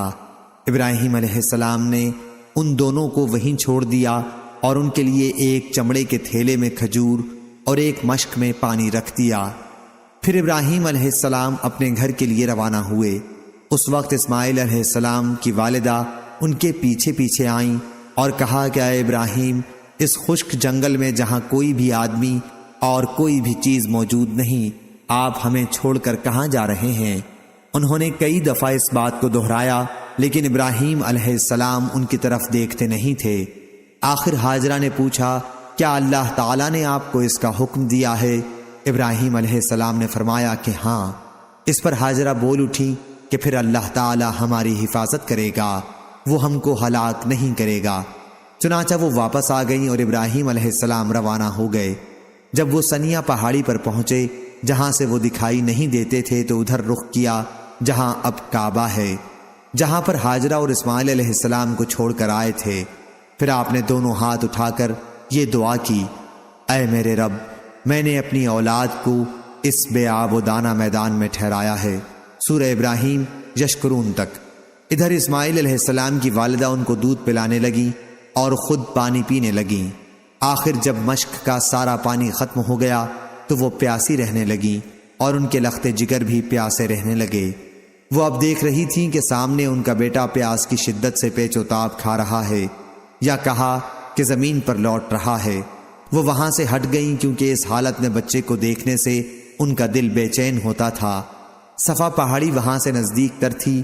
وہ پانی کی تلاش میں اس پر چڑھ گئیں اور وادی کی طرف رخ کر کے دیکھنے لگیں کہ کہیں کوئی انسان نظر آئے، لیکن کوئی انسان نظر نہیں آیا۔ وہ صفا سے اتر گئیں اور جب وادی میں پہنچی تو اپنا دامن اٹھا لیا تاکہ دوڑتے وقت نہ الجھیں، اور کسی پریشان حال کی طرح دوڑنے لگیں۔ پھر وادی سے نکل کر مروہ پہاڑی پر آئیں اور اس پر کھڑی ہو کر دیکھنے لگیں کہ کہیں کوئی انسان نظر آئے، لیکن کوئی نظر نہیں آیا۔ اس طرح انہوں نے 7 چکر لگائے۔ ابن عباس رضی اللہ عنہ نے بیان کیا کہ نبی کریم صلی اللہ علیہ وسلم نے فرمایا، صفا اور مروہ کے درمیان لوگوں کے لیے دوڑنا اسی وجہ سے مشروع ہوا۔ 7ویں مرتبہ جب وہ مروہ پر چڑھیں تو انہیں ایک آواز سنائی دی، انہوں نے کہا خاموش، یہ خود اپنے ہی سے وہ کہہ رہی تھیں، اور پھر آواز کی طرف انہوں نے کان لگا دیے۔ آواز اب بھی سنائی دے رہی تھی۔ پھر انہوں نے کہا کہ تمہاری آواز میں نے سنی، اگر تم میری کوئی مدد کر سکتے ہو تو کرو۔ کیا دیکھتی ہیں کہ جہاں اب زمزم کا کنواں ہے وہیں ایک فرشتہ موجود ہے۔ فرشتے نے اپنی ایڑی سے زمین میں گڑھا کر دیا، یا یہ کہا کہ اپنے بازو سے، جس سے وہاں پانی ابل آیا۔ حضرت ہاجرہ نے اسے حوض کی شکل میں بنا دیا اور اپنے ہاتھ سے اس طرح کر دیا تاکہ پانی بہنے نہ پائے، اور چلو سے پانی اپنے مشکیزے میں ڈالنے لگی۔ جب وہ بھر چکی تو وہاں سے چشمہ پھر ابل پڑا۔ ابن عباس رضی اللہ عنہ نے بیان کیا کہ نبی کریم صلی اللہ علیہ وسلم نے فرمایا، اللہ اسماعیل پر رحم کرے، اگر زمزم کو انہوں نے یوں ہی چھوڑ دیا ہوتا، یا آپ نے فرمایا کہ چلو سے مشکیزہ نہ بھرا ہوتا تو زمزم ایک بہتے ہوئے چشمے کی صورت میں ہوتا۔ بیان کیا کہ پھر ہاجرہ نے خود بھی وہ پانی پیا اور اپنے بیٹے کو بھی پلایا۔ اس کے بعد ان سے فرشتے نے کہا کہ اپنے برباد ہونے کا خوف ہرگز نہ کرنا، کیونکہ یہی خدا کا گھر ہوگا جسے یہ بچہ اور اس کا باپ تعمیر کریں گے، اور اللہ اپنے بندوں کو ضائع نہیں کرتا۔ اب جہاں بیت اللہ ہے اس وقت وہاں ٹیلے کی طرح زمین اٹھی ہوئی تھی، سیلاب کا دھارا آتا اور اس کے دائیں بائیں سے زمین کاٹ کر لے جاتا۔ اس طرح وہاں کے دن و رات گزرتے رہے، اور آخر ایک دن قبیلہ جرہم کے کچھ لوگ وہاں سے گزرے، یا آپ نے یہ فرمایا کہ قبیلہ جرہم کے چند گھرانے مقام قدا مکے کا بالائی حصہ کے راستے سے گزر کر مکے کے نشیبی علاقے میں انہوں نے پڑاؤ کیا۔ قریب ہی انہوں نے منڈلاتے ہوئے کچھ پرندے دیکھے۔ ان لوگوں نے کہا کہ یہ پرندہ پانی پر منڈلا رہا ہے، حالانکہ اس سے پہلے جب بھی ہم اس میدان سے گزرے ہیں یہاں پانی کا نام و نشان بھی نہ تھا۔ آخر انہوں نے اپنا ایک آدمی یا 2 آدمی بھیجے، وہاں انہوں نے واقعی پانی پایا، چنانچہ انہوں نے واپس آ کر پانی کی اطلاع دی۔ اب یہ سب لوگ یہاں آئے۔ راوی نے بیان کیا کہ اسماعیل علیہ السلام کی والدہ اس وقت پانی پر ہی بیٹھی ہوئی تھیں۔ ان لوگوں نے کہا کہ کیا آپ ہمیں اپنے پڑوس میں پڑاؤ ڈالنے کی اجازت دیں گی؟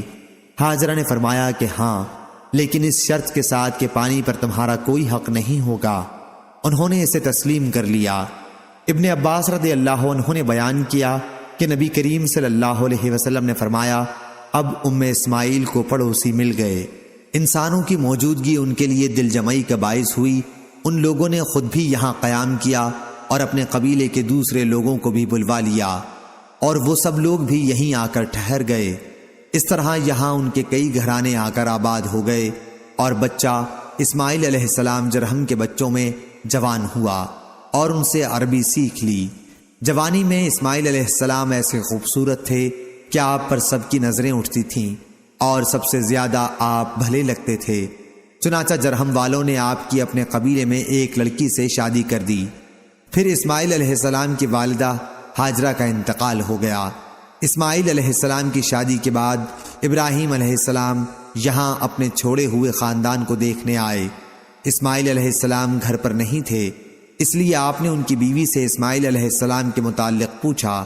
انہوں نے بتایا کہ روزی کی تلاش میں کہیں گئے ہیں۔ پھر آپ نے ان سے ان کی معاش وغیرہ کے متعلق پوچھا تو انہوں نے کہا کہ حالت اچھی نہیں ہے، بڑی تنگی سے گزر اوقات ہوتی ہے۔ اس طرح انہوں نے شکایت کی۔ ابراہیم علیہ السلام نے ان سے فرمایا کہ جب تمہارا شوہر آئے تو ان سے میرا سلام کہنا، اور یہ بھی کہنا کہ وہ اپنے دروازے کی چوکھٹ بدل ڈالیں۔ پھر جب اسماعیل علیہ السلام واپس تشریف لائے تو جیسے انہوں نے کچھ انسیت سی محسوس کی اور دریافت فرمایا، کیا کوئی صاحب یہاں آئے تھے؟ ان کی بیوی نے بتایا کہ ہاں، ایک بزرگ اس شکل کے یہاں آئے تھے اور آپ کے بارے میں پوچھ رہے تھے۔ میں نے انہیں بتایا کہ آپ باہر گئے ہوئے ہیں۔ پھر انہوں نے پوچھا کہ تمہاری گزر اوقات کا کیا حال ہے؟ تو میں نے ان سے کہا کہ ہماری گزر اوقات بڑی تنگی سے ہوتی ہے۔ اسماعیل علیہ السلام نے دریافت کیا کہ انہوں نے تمہیں کچھ نصیحت بھی کی تھی؟ ان کی بیوی نے بتایا کہ ہاں، مجھ سے انہوں نے کہا تھا کہ آپ کو سلام کہہ دوں، اور وہ یہ بھی کہہ گئے ہیں کہ آپ اپنے دروازے کی چوکھٹ بدل دیں۔ اسماعیل علیہ السلام نے فرمایا کہ وہ بزرگ میرے والد تھے اور مجھے یہ حکم دے گئے ہیں کہ میں تمہیں جدا کر دوں، اب تم اپنے گھر جا سکتی ہو۔ چنانچہ اسماعیل علیہ السلام نے انہیں طلاق دے دی اور بنی جرہم ہی میں ایک دوسری عورت سے شادی کر لی۔ جب تک اللہ تعالیٰ کو منظور رہا ابراہیم علیہ السلام ان کے یہاں نہیں آئے۔ پھر جب کچھ دنوں کے بعد وہ تشریف لائے تو اس مرتبہ بھی اسماعیل علیہ السلام اپنے گھر پر موجود نہیں تھے۔ آپ ان کی بیوی کے یہاں گئے اور ان سے اسماعیل علیہ السلام کے بارے میں پوچھا۔ انہوں نے بتایا کہ ہمارے لیے روزی تلاش کرنے گئے ہیں۔ ابراہیم علیہ السلام نے پوچھا کہ تم لوگوں کا حال کیسا ہے؟ آپ نے ان کی گزر بسر اور دوسرے حالات کے متعلق پوچھا۔ انہوں نے بتایا کہ ہمارا حال بہت اچھا ہے، بڑی فراخی ہے۔ انہوں نے اس کے لیے اللہ کی تعریف و ثنا کی۔ ابراہیم علیہ السلام نے دریافت فرمایا کہ تم لوگ کھاتے کیا ہو؟ انہوں نے بتایا کہ گوشت۔ آپ نے دریافت فرمایا کہ پیتے کیا ہو؟ بتایا کہ پانی۔ ابراہیم علیہ السلام نے ان کے لیے دعا کی، اے اللہ ان کے گوشت اور پانی میں برکت نازل فرما۔ حضرت صلی اللہ علیہ وسلم نے فرمایا کہ ان دنوں انہیں اناج میسر نہیں تھا، اگر اناج بھی ان کے کھانے میں شامل ہوتا تو ضرور آپ اس میں بھی برکت کی دعا کرتے۔ صرف گوشت اور پانی کی خوراک میں ہمیشہ گزارا کرنا مکے کے سوا اور کسی زمین پر بھی موافق نہیں پڑتا۔ ابراہیم علیہ السلام نے جاتے ہوئے اس سے فرمایا کہ جب تمہارے شوہر واپس آ جائیں تو ان سے میرا سلام کہنا اور ان سے کہہ دینا کہ وہ اپنے دروازے کی چوکھٹ کو باقی رکھیں۔ جب اسماعیل علیہ السلام تشریف لائے تو پوچھا کہ کیا یہاں کوئی آیا تھا؟ انہوں نے بتایا کہ جی ہاں، ایک بزرگ بڑی اچھی شکل و صورت کے آئے تھے۔ بیوی نے آنے والے بزرگ کی تعریف کی، پھر انہوں نے مجھ سے آپ کے متعلق پوچھا کہ کہاں ہیں، اور میں نے بتا دیا۔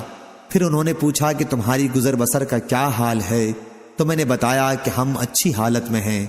اسماعیل علیہ السلام نے دریافت فرمایا کہ کیا انہوں نے تمہیں کوئی وصیت بھی کی تھی؟ انہوں نے کہا جی ہاں، انہوں نے آپ کو سلام کہا تھا اور حکم دیا تھا کہ اپنے دروازے کی چوکھٹ باقی رکھیں۔ اسماعیل علیہ السلام نے فرمایا کہ یہ بزرگ میرے والد تھے، چوکھٹ تم ہو، اور آپ مجھے حکم دے گئے ہیں کہ میں تمہیں اپنے ساتھ رکھوں۔ پھر جتنے دنوں اللہ تعالیٰ کو منظور رہا کے بعد ابراہیم علیہ السلام ان کے یہاں تشریف لائے تو دیکھا کہ اسماعیل زمزم کے قریب ایک بڑے درخت کے سائے میں، جہاں ابراہیم انہیں چھوڑ گئے تھے، اپنے تیر بنا رہے ہیں۔ جب اسماعیل علیہ السلام نے ابراہیم کو دیکھا تو ان کی طرف کھڑے ہو گئے، اور جس طرح ایک باپ اپنے بیٹے کے ساتھ اور بیٹا اپنے باپ کے ساتھ محبت کرتا ہے، وہی طرز عمل ان دونوں نے بھی ایک دوسرے کے ساتھ اختیار کیا۔ پھر ابراہیم علیہ السلام نے فرمایا، اسماعیل، اللہ نے مجھے ایک حکم دیا ہے۔ اسماعیل علیہ السلام نے عرض کیا، آپ کے رب نے جو حکم آپ کو دیا ہے آپ اسے ضرور پورا کریں۔ انہوں نے فرمایا، اور تم بھی میری مدد کر سکو گے؟ عرض کیا کہ میں آپ کی مدد کروں گا۔ فرمایا کہ اللہ تعالیٰ نے مجھے حکم دیا ہے کہ اسی مقام پر اللہ کا ایک گھر بناؤں، اور آپ نے ایک اور اونچی ٹیلے کی طرف اشارہ کیا کہ اس کے چاروں طرف۔ حضور صلی اللہ علیہ وسلم نے فرمایا کہ اس وقت ان دونوں نے بیت اللہ کی بنیاد پر عمارت کی تعمیر شروع کی۔ اسماعیل علیہ السلام پتھر اٹھا اٹھا کر لاتے اور ابراہیم تعمیر کرتے جاتے تھے۔ جب دیواریں بلند ہو گئیں تو اسماعیل یہ پتھر لائے اور ابراہیم علیہ السلام کے لیے اسے رکھ دیا۔ اب ابراہیم علیہ السلام اس پتھر پر کھڑے ہو کر تعمیر کرنے لگے۔ اسماعیل علیہ السلام پتھر دیتے جاتے تھے اور یہ دونوں یہ دعا پڑھتے جاتے تھے، ہمارے رب، ہماری یہ خدمت تو قبول کر، بے شک تو بڑا سننے والا اور جاننے والا ہے۔ فرمایا کہ دونوں تعمیر کرتے رہے اور بیت اللہ کے چاروں طرف گھوم گھوم کر یہ دعا پڑھتے رہے، اے ہمارے رب، ہماری طرف سے یہ خدمت قبول فرما، بے شک تو بڑا سننے والا، بہت جاننے والا ہے۔ صحیح بخاری حدیث نمبر 3364۔ ابراہیم بن نافع نے بیان کیا، ان سے کثیر بن کثیر نے، ان سے سعید بن جبیر نے، اور ان سے ابن عباس رضی اللہ عنہ نے بیان کیا کہ ابراہیم علیہ السلام اور ان کی بیوی حضرت سارہ علیہ السلام کے درمیان جو کچھ جھگڑا ہونا تھا، جب وہ ہوا تو آپ اسماعیل علیہ السلام اور ان کی والدہ حضرت ہاجرہ علیہ السلام کو لے کر نکلے۔ ان کے ساتھ ایک مشکیزہ تھا جس میں پانی تھا۔ اسماعیل علیہ السلام کی والدہ اسی مشکیزے کا پانی پیتی رہیں اور اپنا دودھ اپنے بچے کو پلاتی رہیں۔ جب ابراہیم مکہ پہنچے تو انہیں ایک بڑے درخت کے پاس ٹھہرا کر اپنے گھر واپس جانے لگے۔ اسماعیل کی والدہ ان کے پیچھے پیچھے آئیں۔ جب مقام قدا پر پہنچے تو انہوں نے پیچھے سے آواز دی، کیا ابراہیم ہمیں کس پر چھوڑ کر جا رہے ہیں؟ انہوں نے فرمایا کہ اللہ پر۔ ہاجرہ نے کہا کہ پھر میں اللہ پر خوش ہوں۔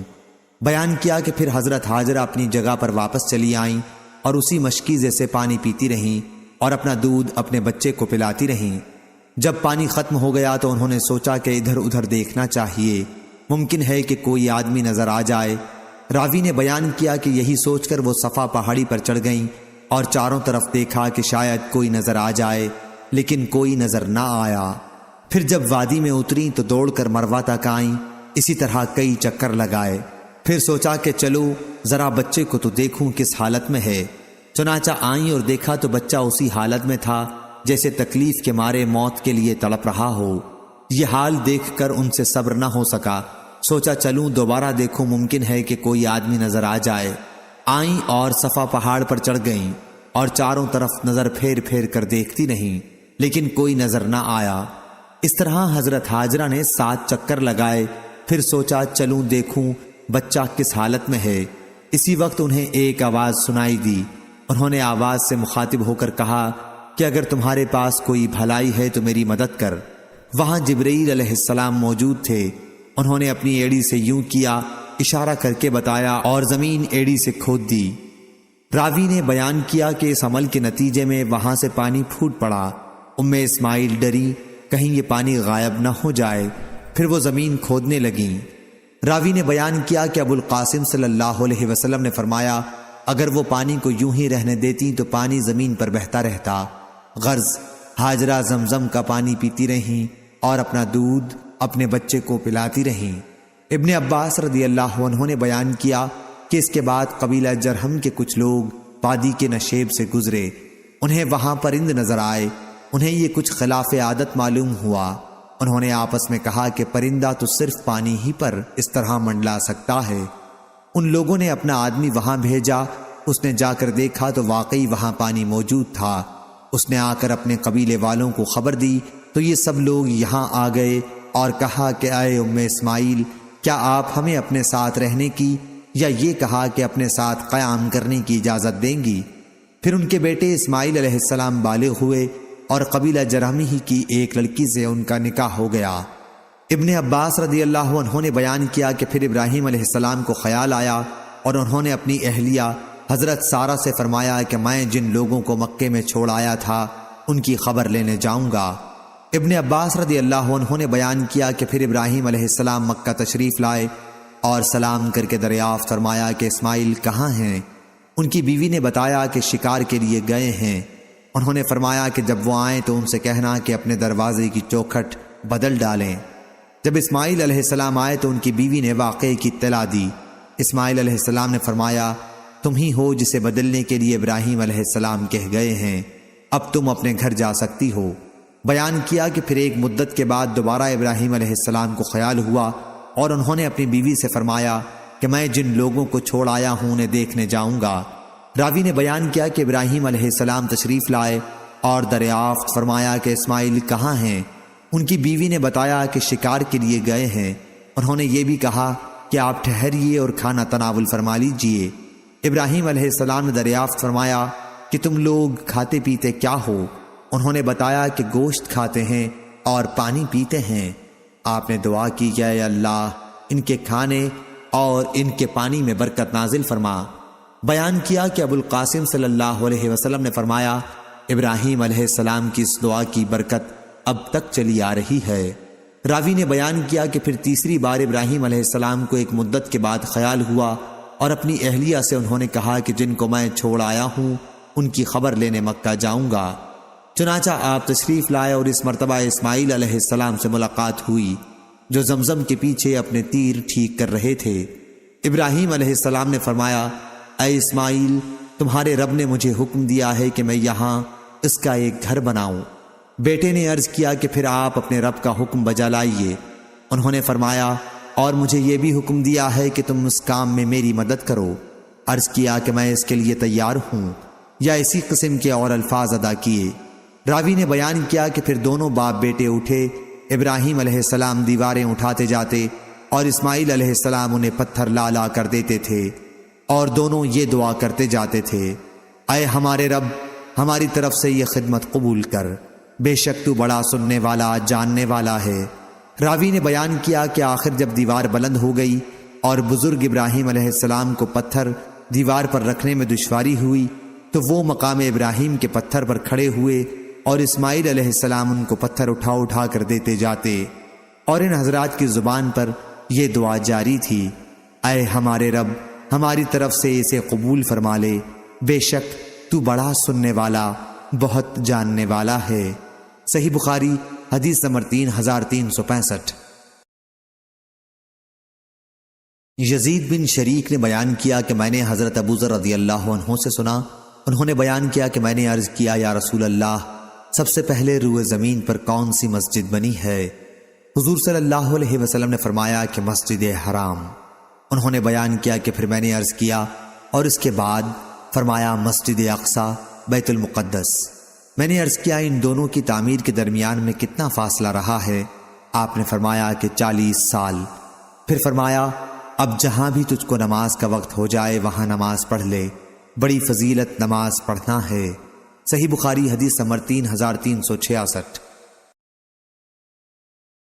عبداللہ بن مسلمہ نے بیان کیا، ان سے امام مالک نے، ان سے مطلب کہ آزاد کردہ غلام عمرو بن ابی عمرو نے، اور ان سے حضرت انس بن مالک رضی اللہ عنہ نے کہ رسول اللہ صلی اللہ علیہ وسلم نے احد پہاڑ کو دیکھ کر فرمایا کہ یہ پہاڑ ہم سے محبت رکھتا ہے اور ہم اس سے محبت رکھتے ہیں۔ اے اللہ، حضرت ابراہیم علیہ السلام نے مکہ مکرمہ کو حرمت والا شہر قرار دیا تھا، اور میں مدینے کے 2 پتھریلے علاقے کے درمیانی علاقے کے حصے کو حرمت والا قرار دیتا ہوں۔ اس حدیث کو عبداللہ بن زید رضی اللہ عنہ نے بھی نبی کریم صلی اللہ علیہ وسلم سے روایت کیا ہے۔ صحیح بخاری حدیث نمبر 3367۔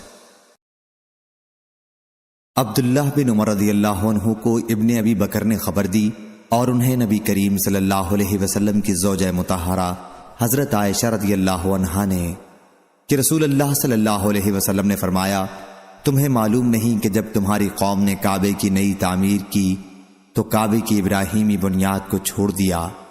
میں نے عرض کیا: یا رسول اللہ، پھر آپ ابراہیمی بنیادوں کے مطابق دوبارہ اس کی تعمیر کیوں نہیں کر دیتے؟ حضور صلی اللہ علیہ وسلم نے فرمایا کہ اگر تمہاری قوم کا زمانہ کفر سے قریب نہ ہوتا تو میں ایسا ہی کرتا۔ عبداللہ بن عمر رضی اللہ عنہ نے کہا کہ جب یہ حدیث حضرت عائشہ رضی اللہ عنہا نے رسول اللہ صلی اللہ علیہ وسلم سے سنی ہے تو میرا خیال ہے کہ حضور صلی اللہ علیہ وسلم نے ان دونوں رکنوں کے جو حجر اسود کے قریب ہیں بوسہ لینے کو صرف اسی وجہ سے چھوڑا تھا کہ بیت اللہ حضرت ابراہیم کی بنیاد پر نہیں بنا ہے، یہ دونوں رکن آگے ہٹ گئے ہیں۔ اسماعیل بن ابی اویس نے اس حدیث میں عبداللہ بن محمد بن ابی بکر کہا۔ صحیح بخاری حدیث نمبر 3368۔ مالک بن انس نے خبر دی، انہیں عبداللہ بن ابی بکر بن محمد بن عمرو بن حزم نے، انہیں ان کے والد نے، انہیں عمرو بن سلیم زرقی نے، انہوں نے کہا کہ مجھ کو ابو حمید سعدی رضی اللہ عنہ نے خبر دی کہ صحابہ رضی اللہ عنہم نے عرض کیا: یا رسول اللہ، ہم آپ پر کس طرح درود بھیجا کریں؟ تو رسول اللہ صلی اللہ علیہ وسلم نے فرمایا کہ یوں کہا کرو: اے اللہ، رحمت نازل فرما محمد پر اور ان کی بیویوں پر اور ان کی اولاد پر، جیسا کہ تو نے رحمت نازل فرمائی آل ابراہیم پر، اور اپنی برکت نازل فرما محمد پر اور ان کی بیویوں اور اولاد پر، جیسا کہ تو نے برکت نازل فرمائی آل ابراہیم پر، بے شک تو انتہائی خوبیوں والا اور عظمت والا ہے۔ صحیح بخاری حدیث نمبر 3369۔ ابو قرہ مسلم بن سالم حمدانی نے بیان کیا، انہوں نے کہا کہ مجھ سے عبداللہ بن عیسیٰ نے بیان کیا، انہوں نے عبد الرحمن بن ابی لیلہ سے سنا، انہوں نے بیان کیا کہ ایک مرتبہ کعب بن عجرہ رضی اللہ عنہ سے میری ملاقات ہوئی تو انہوں نے کہا کیوں نہ میں تمہیں حدیث کا ایک تحفہ پہنچا دوں جو میں نے رسول اللہ صلی اللہ علیہ وسلم سے سنا تھا۔ میں نے عرض کیا جی ہاں، مجھے یہ تحفہ ضرور عنایت فرمائیے۔ انہوں نے بیان کیا کہ ہم نے حضرت صلی اللہ علیہ وسلم سے پوچھا تھا یا رسول اللہ، ہم آپ پر اور آپ کے اہل بیت پر کس طرح درود بھیجا کریں؟ اللہ تعالیٰ نے سلام بھیجنے کا طریقہ تو ہمیں خود ہی سکھا دیا ہے۔ حضور صلی اللہ علیہ وسلم نے فرمایا کہ یوں کہا کرو: اے اللہ، اپنی رحمت نازل فرما محمد صلی اللہ علیہ وسلم پر اور آل محمد پر، جیسا کہ تو نے اپنی رحمت نازل فرمائی ابراہیم پر اور آل ابراہیم علیہ السلام پر، بے شک تو بڑی خوبیوں والا اور بزرگی والا ہے۔ اے اللہ برکت نازل فرما محمد پر اور آل محمد پر، جیسا کہ تو نے برکت نازل فرمائی ابراہیم پر اور آل ابراہیم پر، بے شک تو بڑی خوبیوں والا اور بڑی عظمت والا ہے۔ صحیح بخاری حدیث نمبر 3370۔ جریر نے بیان کیا، ان سے منصور نے، ان سے منہال نے، ان سے سعید بن جبیر نے اور ان سے ابن عباس رضی اللہ عنہ نے بیان کیا کہ نبی کریم صلی اللہ علیہ وسلم حضرت حسن و حسین رضی اللہ عنہما کے لیے پناہ طلب کیا کرتے تھے اور فرماتے تھے کہ تمہارے بزرگ دادا ابراہیم علیہ السلام بھی ان کلمات کے ذریعے اللہ کی پناہ اسماعیل اور اسحاق علیہ السلام کے لیے مانگا کرتے تھے۔ میں پناہ مانگتا ہوں اللہ کے پورے کلمات کے ذریعے ہر ایک شیطان سے اور ہر زہریلے جانور سے اور ہر نقصان پہنچانے والی نظر بد سے۔ صحیح بخاری حدیث نمبر 3371۔ یونس نے خبر دی، انہیں ابن شہاب نے، انہیں ابو سلمہ بن عبد الرحمن اور سعید بن مسیب نے، انہیں حضرت ابو ہریرہ رضی اللہ عنہ نے کہ رسول اللہ صلی اللہ علیہ وسلم نے فرمایا، ہم حضرت ابراہیم علیہ السلام کے مقابلے میں شک کرنے کے زیادہ مستحق ہیں، جبکہ انہوں نے کہا تھا کہ میرے رب مجھے دکھا کہ تو مردوں کو کس طرح زندہ کرتا ہے۔ اللہ تعالیٰ نے فرمایا، کیا تم ایمان نہیں لائے؟ انہوں نے عرض کیا کہ کیوں نہیں، لیکن یہ صرف اس لیے تاکہ میرے دل کو اور زیادہ اطمینان ہو جائے اور اللہ لوط علیہ السلام پر رحم کرے کہ وہ زبردست رکن یعنی اللہ کریم کی پناہ لیتے تھے، اور اگر میں اتنی مدت تک قید خانے میں رہتا جتنی مدت تک یوسف علیہ السلام رہے تو میں بلانے والے کی بات ضرور مان لیتا۔ صحیح بخاری حدیث نمبر 3372۔ سلمہ بن اکو رضی اللہ عنہ نے بیان کیا کہ نبی کریم صلی اللہ علیہ وسلم قبیلہ اسلم کی ایک جماعت سے گزرے جو تیر اندازی میں مقابلہ کر رہی تھی۔ حضور صلی اللہ علیہ وسلم نے فرمایا، اے بنو اسماعیل تیر اندازی کیے جاؤ، کیونکہ تمہارے بزرگ دادا بھی تیر انداز تھے اور میں بنو فلاں کے ساتھ ہوں۔ راوی نے بیان کیا کہ یہ سنتے ہی دوسرے فریق نے تیر اندازی بند کر دی۔ حضور صلی اللہ علیہ وسلم نے فرمایا، کیا بات ہوئی، تم لوگ تیر کیوں نہیں چلاتے؟ انہوں نے عرض کیا، یا رسول اللہ، جب آپ فریق مقابل کے ساتھ ہو گئے تو اب ہم کس طرح تیر چلا سکتے ہیں؟ اس پر حضور صلی اللہ علیہ وسلم نے فرمایا، مقابلہ جاری رکھو، میں تم سب کے ساتھ ہوں۔ صحیح بخاری حدیث نمبر 3373۔ اسحاق بن ابراہیم نے بیان کیا، کہا ہم نے معتمر بن سلیمان سے سنا، انہوں نے عبید اللہ عمری سے، انہوں نے سعید بن ابی سعید مقبری سے اور ان سے ابو ہریرہ رضی اللہ عنہ نے بیان کیا کہ نبی کریم صلی اللہ علیہ وسلم سے پوچھا گیا، سب سے زیادہ شریف کون ہے؟ آپ نے فرمایا کہ جو سب سے زیادہ متقی ہو وہ سب سے زیادہ شریف ہے۔ صحابہ رضی اللہ عنہم نے عرض کیا، یا رسول اللہ، ہمارے سوال کا مقصد یہ نہیں ہے۔ آپ نے فرمایا کہ پھر سب سے زیادہ شریف یوسف نبی اللہ بن نبی اللہ، یعقوب بن نبی اللہ، اسحاق بن خلیل اللہ، ابراہیم علیہ السلام تھے۔ صحابہ رضی اللہ عنہم نے عرض کیا، ہمارے سوال کا مقصد یہ بھی نہیں ہے۔ آپ نے فرمایا کہ کیا تم لوگ عرب کے شرفاء کے بارے میں پوچھنا چاہتے ہو؟ صحابہ رضی اللہ عنہم نے عرض کیا کہ جی ہاں۔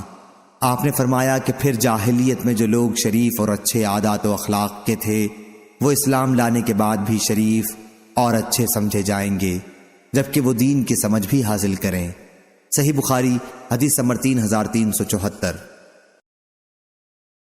ابو زناد نے بیان کیا، ان سے اعرج نے اور ان سے حضرت ابو ہریرہ رضی اللہ عنہ نے کہ نبی کریم صلی اللہ علیہ وسلم نے فرمایا، اللہ تعالی حضرت لوط علیہ السلام کی مغفرت فرمائے، وہ زبردست رکن یعنی اللہ کی پناہ میں گئے تھے۔ صحیح بخاری حدیث نمبر 3375۔ سفیان نے بیان کیا، ان سے ابو اسحاق نے، ان سے اسود نے اور ان سے حضرت عبداللہ بن مسعود رضی اللہ عنہ نے بیان کیا کہ نبی کریم صلی اللہ علیہ وسلم نے فحل میں مدکر پڑھا تھا۔ صحیح بخاری حدیث نمبر 3376۔ ہشام بن عروہ نے بیان کیا، ان سے ان کے والد نے اور ان سے عبداللہ بن زمعہ نے بیان کیا کہ میں نے نبی کریم صلی اللہ علیہ وسلم سے سنا، خطبے کے دوران آپ نے اس قوم کا ذکر کیا جنہوں نے اونٹنی کو ذبح کر دیا تھا۔ آپ نے فرمایا کہ خدا کی قسم، بھیجی ہوئی اس اونٹنی کو ذبح کرنے والا قوم کا ایک بہت ہی باعزت آدمی قیدار نامی تھا، جیسے ہمارے زمانے میں ابو زمع اسود بن مطلب ہے۔ صحیح بخاری حدیث نمبر 3377۔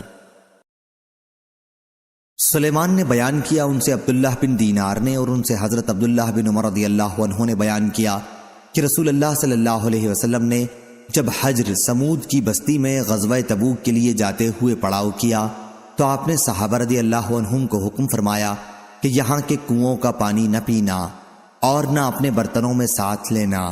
صحابہ رضی اللہ عنہم نے عرض کیا کہ ہم نے تو اس سے اپنا آٹا بھی گوندھ لیا ہے اور پانی اپنے برتنوں میں بھی رکھ لیا ہے۔ حضور صلی اللہ علیہ وسلم نے انہیں حکم دیا کہ گندا ہوا آٹا پھینک دیا جائے۔ ابو ذر رضی اللہ عنہ نے نبی کریم صلی اللہ علیہ وسلم سے نقل کیا ہے کہ جس نے آٹا اس پانی سے گوندھ لیا ہو وہ اسے پھینک دے۔ صحیح بخاری حدیث نمبر 3378۔ انس بن عیاض نے بیان کیا، ان سے عبید اللہ نے، ان سے نافع نے اور انہیں عبداللہ بن عمر رضی اللہ عنہ نے خبر دی کہ صحابہ رضی اللہ عنہم نے نبی کریم صلی اللہ علیہ وسلم کے ساتھ سمود کی بستی حجر میں پڑاؤ کیا تو وہاں کے کنووں کا پانی اپنے برتنوں میں بھر لیا اور آٹا بھی اس پانی سے گوندھ لیا، لیکن حضور صلی اللہ علیہ وسلم نے انہیں حکم دیا کہ جو پانی انہوں نے اپنے برتنوں میں بھر لیا ہے اسے انڈیل دیں اور گندا ہوا آٹا جانوروں کو کھلا دیں۔ اس کے بجائے حضور صلی اللہ علیہ وسلم نے انہیں یہ حکم دیا کہ اس کنویں سے پانی لیں جس سے صالح علیہ السلام کی اونٹنی پانی پیا کرتی تھی۔ صحیح بخاری حدیث نمبر 3379۔ سالم بن عبداللہ نے خبر دی اور انہیں ان کے والد عبداللہ رضی اللہ عنہ نے کہ نبی کریم صلی اللہ علیہ وسلم جب مقام حجر سے گزرے تو فرمایا کہ ان لوگوں کی بستی میں جنہوں نے ظلم کیا تھا نہ داخل ہو، لیکن اس صورت میں کہ تم روتے ہوئے ہو، کہیں ایسا نہ ہو کہ تم پر بھی وہی عذاب آ جائے جو ان پر آیا تھا۔ پھر آپ نے اپنی چادر چہرہ مبارک پر ڈال لی، آپ اس وقت کجاوے پر تشریف رکھتے تھے۔ صحیح بخاری حدیث نمبر 3380۔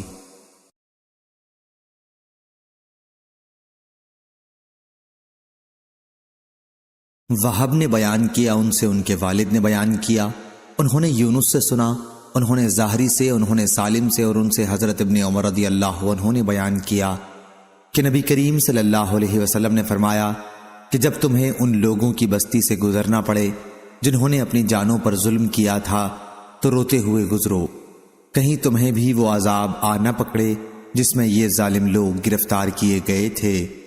صحیح بخاری حدیث نمبر 3381۔ عبد الرحمن بن عبداللہ نے بیان کیا، ان سے ان کے والد نے اور ان سے حضرت عبداللہ بن عمر رضی اللہ عنہ نے بیان کیا کہ نبی کریم صلی اللہ علیہ وسلم نے فرمایا، شریف بن شریف بن شریف بن شریف یوسف بن یعقوب بن اسحاق بن ابراہیم علیہ السلام تھے۔ صحیح بخاری حدیث نمبر 3382۔ سعید بن ابی سعید نے خبر دی اور انہیں حضرت ابو ہریرہ رضی اللہ عنہ نے کہ نبی صلی اللہ علیہ وسلم سے پوچھا گیا کہ سب سے زیادہ شریف آدمی کون ہے؟ آپ نے فرمایا جو اللہ کا خوف سب سے زیادہ رکھتا ہو۔ صحابہ رضی اللہ عنہم نے عرض کیا کہ ہمارے سوال کا مقصد یہ نہیں ہے۔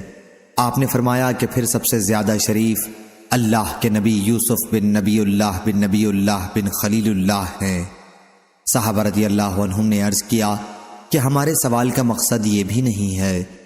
آپ نے فرمایا کہ اچھا تم لوگ عرب کے خانوادوں کے بارے میں پوچھنا چاہتے ہو، دیکھو لوگوں کی مثال کانوں کی سی ہے، کسی کان میں سے اچھا مال نکلتا ہے، کسی میں سے برا۔ جو لوگ تم میں سے زمانہ جاہلیت میں شریف اور بہتر اخلاق کے تھے وہی اسلام کے بعد بھی اچھے اور شریف ہیں، بشرطے کہ وہ دین کی سمجھ حاصل کریں۔ صحیح بخاری حدیث نمبر 3383۔ سعد بن ابراہیم نے بیان کیا، انہوں نے عروہ بن زبیر سے سنا اور انہوں نے حضرت عائشہ رضی اللہ عنہا سے کہ نبی کریم صلی اللہ علیہ وسلم نے مرض الموت میں ان سے فرمایا، ابو بکر سے کہو کہ لوگوں کو نماز پڑھائیں۔ عائشہ رضی اللہ عنہا نے عرض کیا کہ وہ بہت نرم دل ہیں، آپ کی جگہ جب کھڑے ہوں گے تو ان پر رقت طاری ہو جائے گی۔ حضور صلی اللہ علیہ وسلم نے انہیں دوبارہ یہی حکم دیا لیکن انہوں نے بھی دوبارہ یہی عذر بیان کیا۔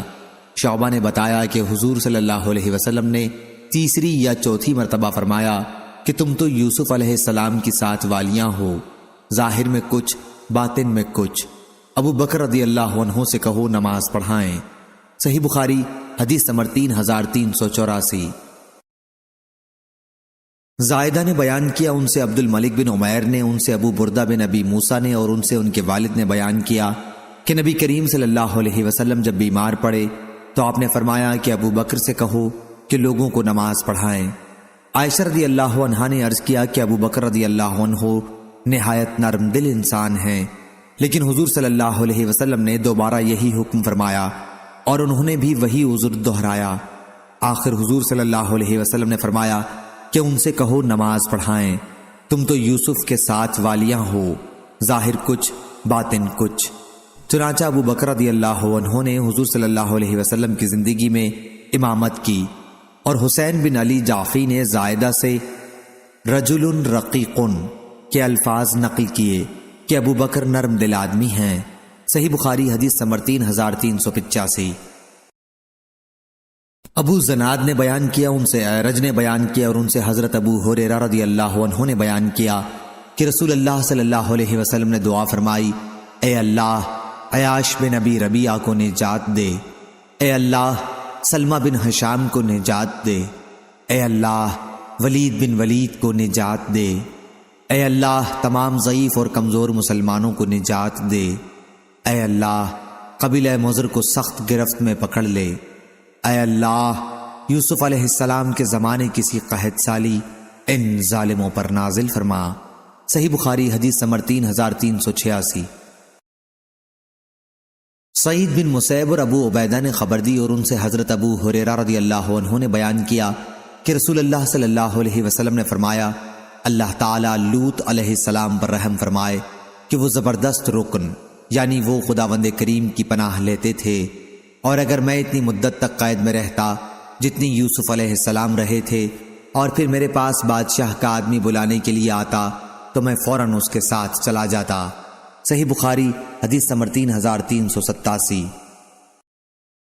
مسروق نے بیان کیا کہ میں نے حضرت عائشہ رضی اللہ عنہا کی والدہ ام رومان رضی اللہ عنہا سے عائشہ رضی اللہ عنہا کے بارے میں جو بہتان تراشا گیا تھا اس کے متعلق پوچھا، تو انہوں نے کہا کہ میں عائشہ رضی اللہ عنہا کے ساتھ بیٹھی ہوئی تھی کہ ایک انصاریہ عورت ہمارے یہاں آئی اور کہا کہ اللہ فلاں مصطح بن اثاثہ کو تباہ کر دے، اور وہ اسے تباہ کر بھی چکا۔ انہوں نے بیان کیا کہ میں نے کہا آپ یہ کیا کہہ رہی ہیں؟ انہوں نے بتایا کہ اس نے تو یہ جھوٹ مشہور کیا ہے۔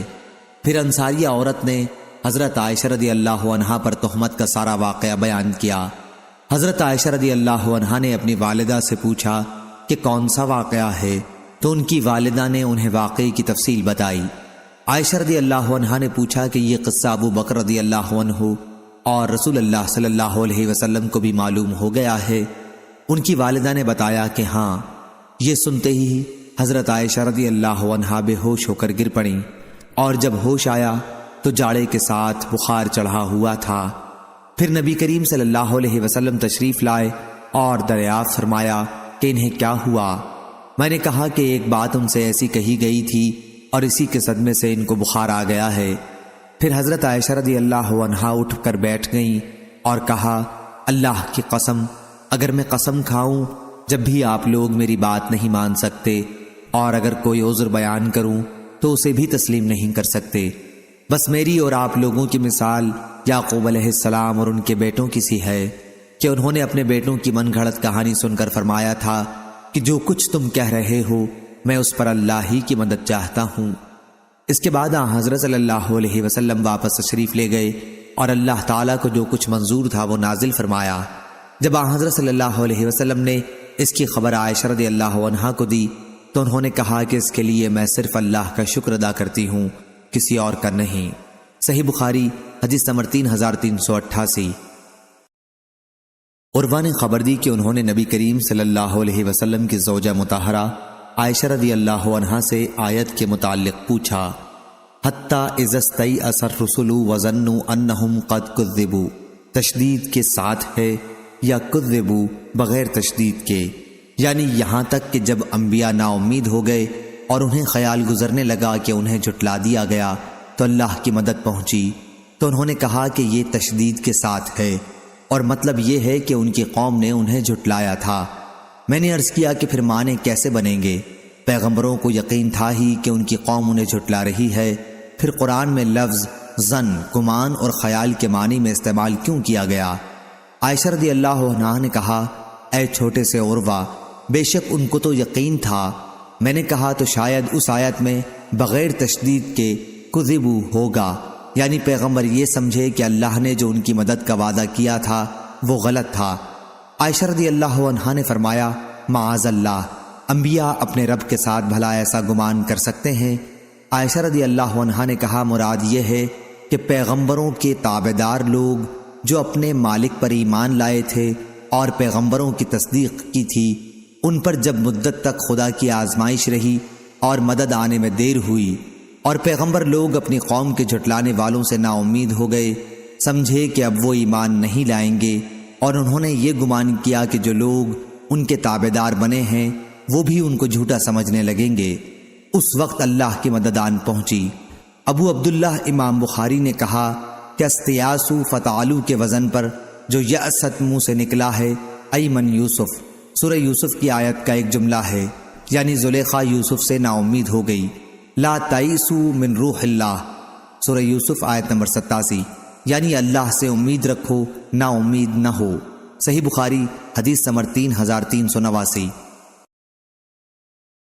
عبد الرحمن نے بیان کیا، ان سے ان کے والد عبداللہ بن دینار نے بیان کیا، اور ان سے عبداللہ بن عمر رضی اللہ عنہ نے بیان کیا کہ نبی کریم صلی اللہ علیہ وسلم نے فرمایا، شریف بن شریف بن شریف بن شریف یوسف بن یعقوب بن اسحاق بن ابراہیم علیہ السلام ہیں۔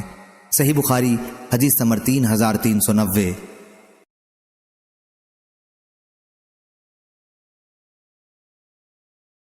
معمر نے خبر دی انہیں حمام نے اور انہیں حضرت ابو ہریرہ رضی اللہ عنہ نے کہ نبی کریم صلی اللہ علیہ وسلم نے فرمایا، ایوب ننگے غسل کر رہے تھے کہ سونے کی ٹڈیاں ان پر گرنے لگیں، وہ ان کو اپنے کپڑے میں جمع کرنے لگے۔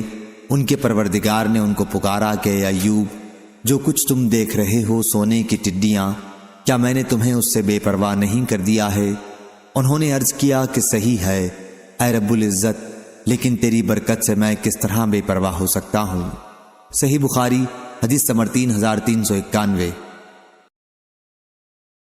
عقیل نے بیان کیا، ان سے ابن شہاب نے، انہوں نے عروہ بن زبیر سے سنا، انہوں نے بیان کیا کہ حضرت عائشہ رضی اللہ عنہا نے کہا، پھر نبی کریم صلی اللہ علیہ وسلم غار حرا سے ام المومنین حضرت خدیجہ رضی اللہ عنہا کے پاس لوٹ آئے تو آپ کا دل دھڑک رہا تھا۔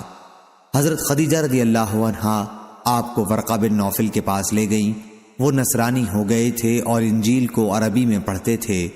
ورقہ نے پوچھا کہ آپ کیا دیکھتے ہیں؟ آپ نے انہیں بتایا تو انہوں نے کہا کہ یہی ہیں وہ ناموس جنہیں اللہ تعالیٰ نے موسیٰ علیہ السلام کے پاس بھیجا تھا، اور اگر میں تمہارے زمانے تک زندہ رہا تو میں تمہاری پوری مدد کروں گا۔ ناموس محرم راز کو کہتے ہیں، جو ایسے راز سے بھی آگاہ ہو جو آدمی دوسروں سے چھپائے۔ صحیح بخاری حدیث نمبر 3392۔ قتادہ نے بیان کیا، ان سے انس بن مالک رضی اللہ عنہ نے اور ان سے حضرت مالک بن صعصع رضی اللہ عنہ نے کہ رسول اللہ صلی اللہ علیہ وسلم نے ان سے اس رات کے متعلق بیان کیا جس میں آپ کو معراج ہوا، کہ جب آپ 5ویں آسمان پر تشریف لے گئے تو وہاں ہارون علیہ السلام ملے۔ جبریل علیہ السلام نے بتایا کہ یہ ہارون علیہ السلام ہیں، انہیں سلام کیجئے۔ میں نے سلام کیا تو انہوں نے جواب دیتے ہوئے فرمایا، خوش آمدید صالح بھائی اور صالح نبی۔ اس حدیث کو قتادہ کے ساتھ ثابت بنانی اور عباد بن ابی علی نے بھی انس رضی اللہ عنہ سے، انہوں نے حضرت صلی اللہ علیہ وسلم سے روایت کیا ہے۔ صحیح بخاری حدیث نمبر 3393۔ معمر نے خبر دی، انہیں زہری نے، انہیں سعید بن مسیب نے اور ان سے حضرت ابو ہریرہ رضی اللہ عنہ نے بیان کیا کہ رسول اللہ صلی اللہ علیہ وسلم نے اس رات کی کیفیت بیان کی جس میں آپ کو معراج ہوا، کہ میں نے موسیٰ علیہ السلام کو دیکھا کہ وہ ایک دبلے پتلے سیدھے بالوں والے آدمی ہیں، ایسا معلوم ہوتا تھا کہ قبیلہ شنوح میں سے ہوں، اور میں نے عیسیٰ علیہ السلام کو بھی دیکھا، وہ میانہ قد اور نہایت سرخ و سفید رنگ والے تھے، ایسے تر و تازہ اور پاک و صاف کہ معلوم ہوتا تھا کہ ابھی غسل خانے سے نکلے ہیں، اور میں ابراہیم علیہ السلام سے ان کی اولاد میں سب سے زیادہ مشابہ ہوں۔ پھر 2 برتن میرے سامنے لائے گئے، ایک میں دودھ تھا اور دوسرے میں شراب تھی۔ جبریل علیہ السلام نے کہا کہ دونوں چیزوں میں سے آپ کا جو جی چاہے پیجیے۔ میں نے دودھ کا پیالہ اپنے ہاتھ میں لے لیا اور اسے پی گیا۔ مجھ سے کہا گیا کہ آپ نے فطرت کو اختیار کیا، دودھ آدمی کی پیدائشی غذا ہے، اگر اس کے بجائے آپ نے شراب پی ہوتی تو آپ کی امت گمراہ ہو جاتی۔ صحیح بخاری حدیث نمبر 3394۔ ابو العالیہ نے بیان کیا اور ان سے تمہارے نبی کے چچا زاد بھائی یعنی حضرت ابن عباس رضی اللہ عنہ نے بیان کیا کہ نبی کریم صلی اللہ علیہ وسلم نے فرمایا، کسی شخص کو یوں نہ کہنا چاہیے کہ میں یونس بن متی سے بہتر ہوں۔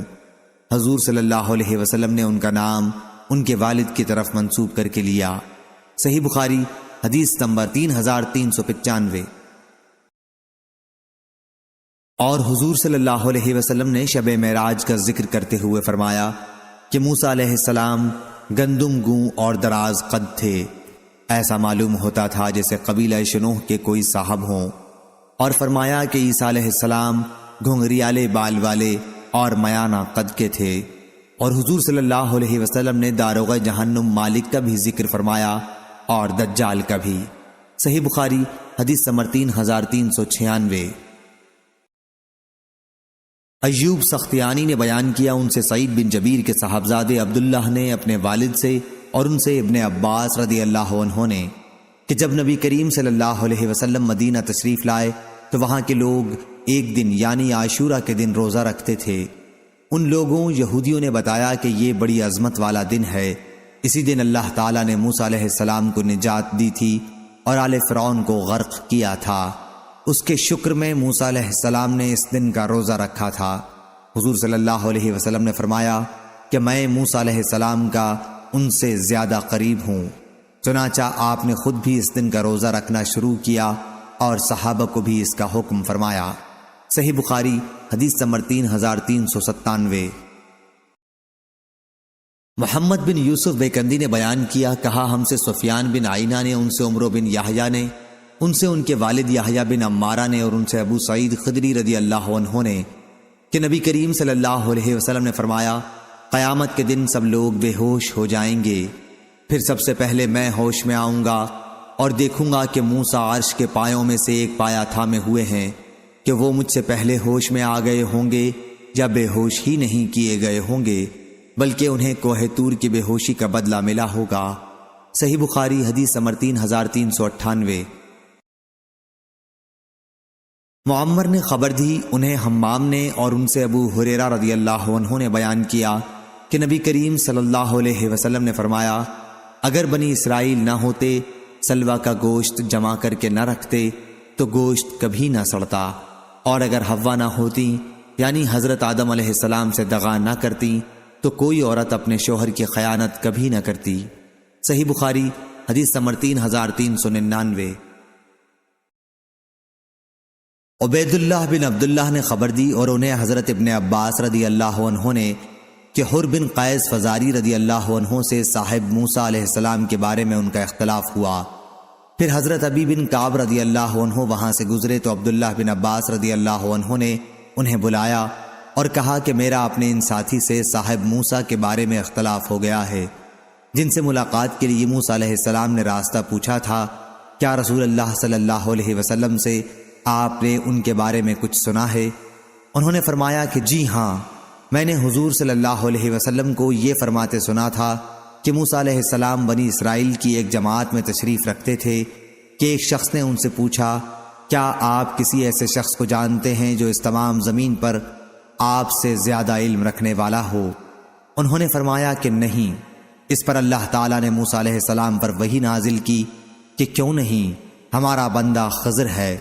موسیٰ علیہ السلام نے ان تک پہنچنے کا راستہ پوچھا تو انہیں مچھلی کو اس کی نشانی کے طور پر بتایا گیا اور کہا گیا کہ جب مچھلی گم ہو جائے تو جہاں گم ہوئی ہو وہاں آ جانا، وہیں ان سے ملاقات ہوگی۔ چنانچہ موسیٰ علیہ السلام دریا میں سفر کے دوران مچھلی کی برابر نگرانی کرتے رہے۔ پھر ان سے ان کے رفیق سفر نے کہا، کیا آپ نے خیال نہیں کیا جب ہم چٹان کے پاس ٹھہرے تو میں مچھلی کے متعلق آپ کو بتانا بھول گیا تھا اور مجھے شیطان نے اسے یاد رکھنے سے غافل رکھا۔ موسیٰ علیہ السلام نے فرمایا کہ اسی کی تو ہمیں تلاش ہے۔ چنانچہ یہ بزرگ اسی راستے سے پیچھے کی طرف لوٹے اور حضرت خضر علیہ السلام سے ملاقات ہوئی۔ ان دونوں کے ہی وہ حالات ہیں جنہیں اللہ تعالیٰ نے اپنی کتاب میں بیان فرمایا ہے۔ صحیح بخاری حدیث نمبر 3400۔ مزید اسلامک ویڈیو دیکھنے کے لیے ہمارے چینل کو سبسکرائب کیجیے۔